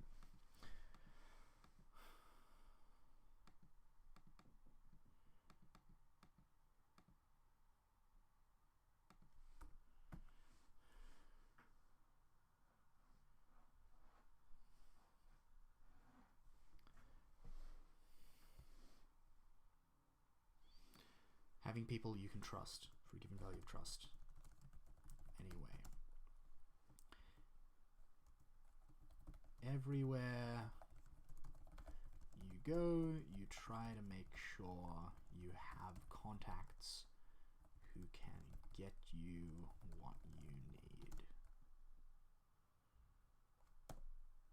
need. In your hometown,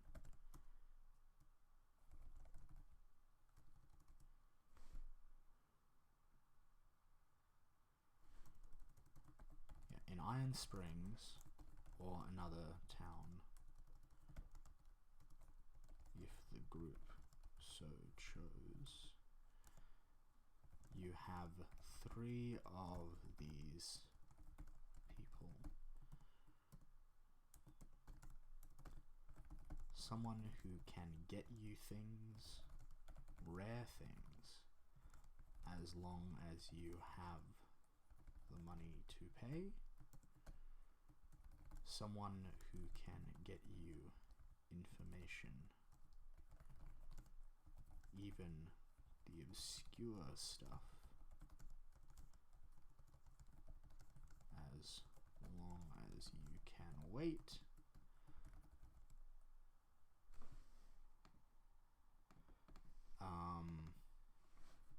And the town. The fuck. What's the word? The broker, who controls trade back up the river into the heart of the empire and can sell what you find.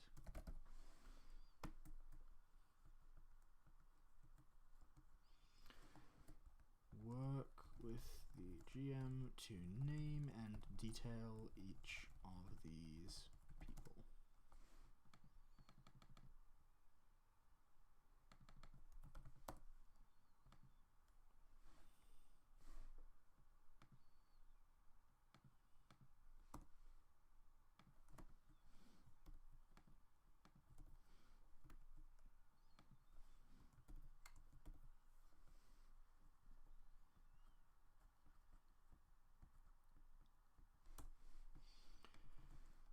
When you go to a contact for aid,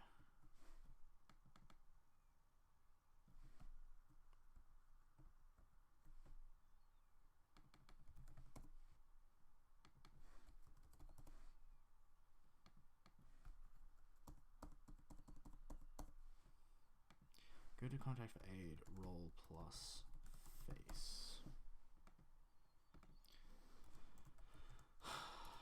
On a 10 plus, they'll help you. They'll help you for a reasonable price and without too much grumbling. On a 7 to 9, they'll help you, but choose one. It'll cost you more. You'll owe them a favor. It strains the relationship. Take -1 forward the next time you make this move with them.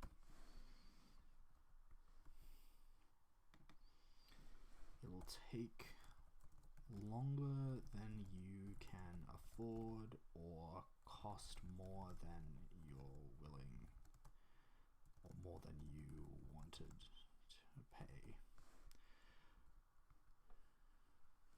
Favor of some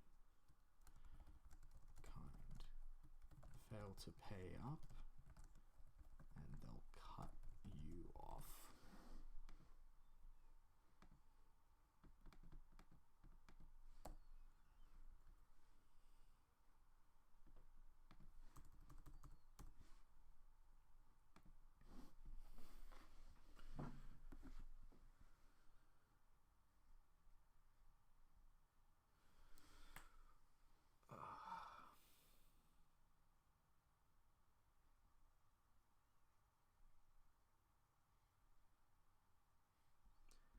What do we think, Ash? Is this looking like all like interesting enough?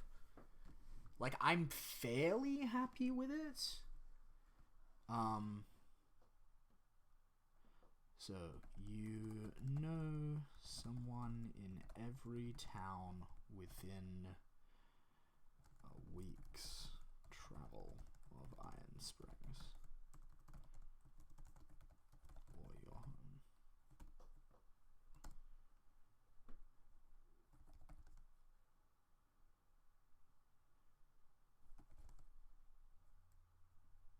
When you first visit such a town, identify what this person does for you. You can call on them for the same reason. You can call on them with the same move.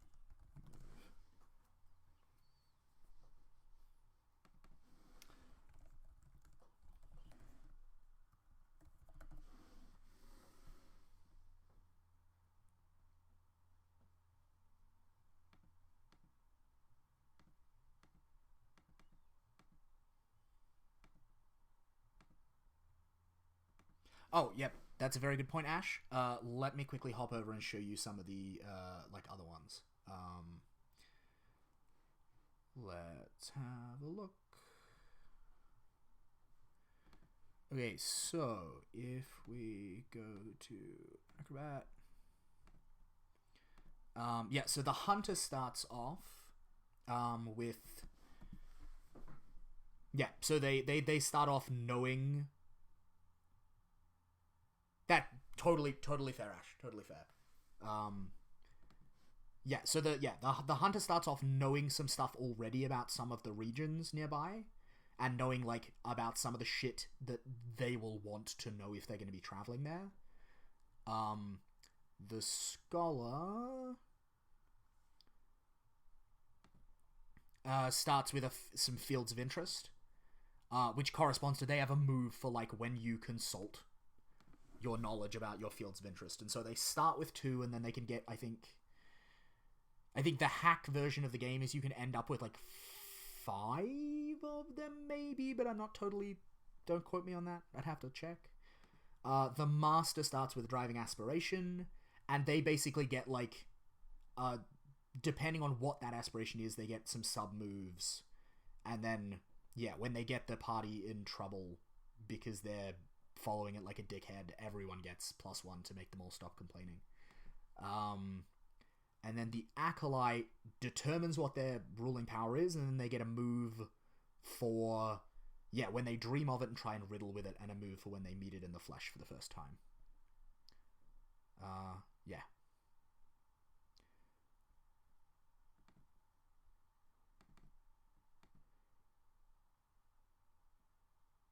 Yeah, so I feel like it's fairly on a par.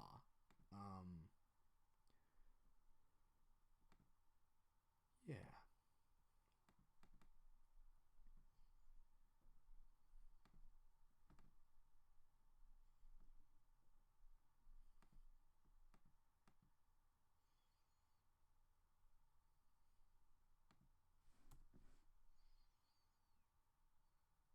All right. I think I'm probably gonna call. Awesome. Cheers, Ash. Yeah, I think I'm probably gonna call the stream there for today. We've just done like a solid 2 hours and a bit. We've got this playbook like mostly done, and the stuff that's left is all the really boring stuff where I agonize over gear for like an hour, and then type paragraphs and delete them again because I don't like them a couple of times. So I think I'm gonna call this a stream. Thank you very much for coming out, Ash. Thank you very much for hanging around, and also other people who have been in the chat in the past. I also, as we're closing off, want to give a shout out to my patrons who support me and make this possible. So thank you, Kafkasaur, Eric Vulgaris, Liam Murray, Adam Daniel Wayman, Sean, Ryan Towers, and Adam. Y'all are pretty fucking cool. So thank you. Yeah. And I will be back if you are watching this on live on Thursday, 2 days from now. If you're watching this on YouTube, just go to my Twitter at Wildwoods Games and you will see when I will be doing this kind of thing next. But yeah, take care. Ash, have a great day, and all y'all take care.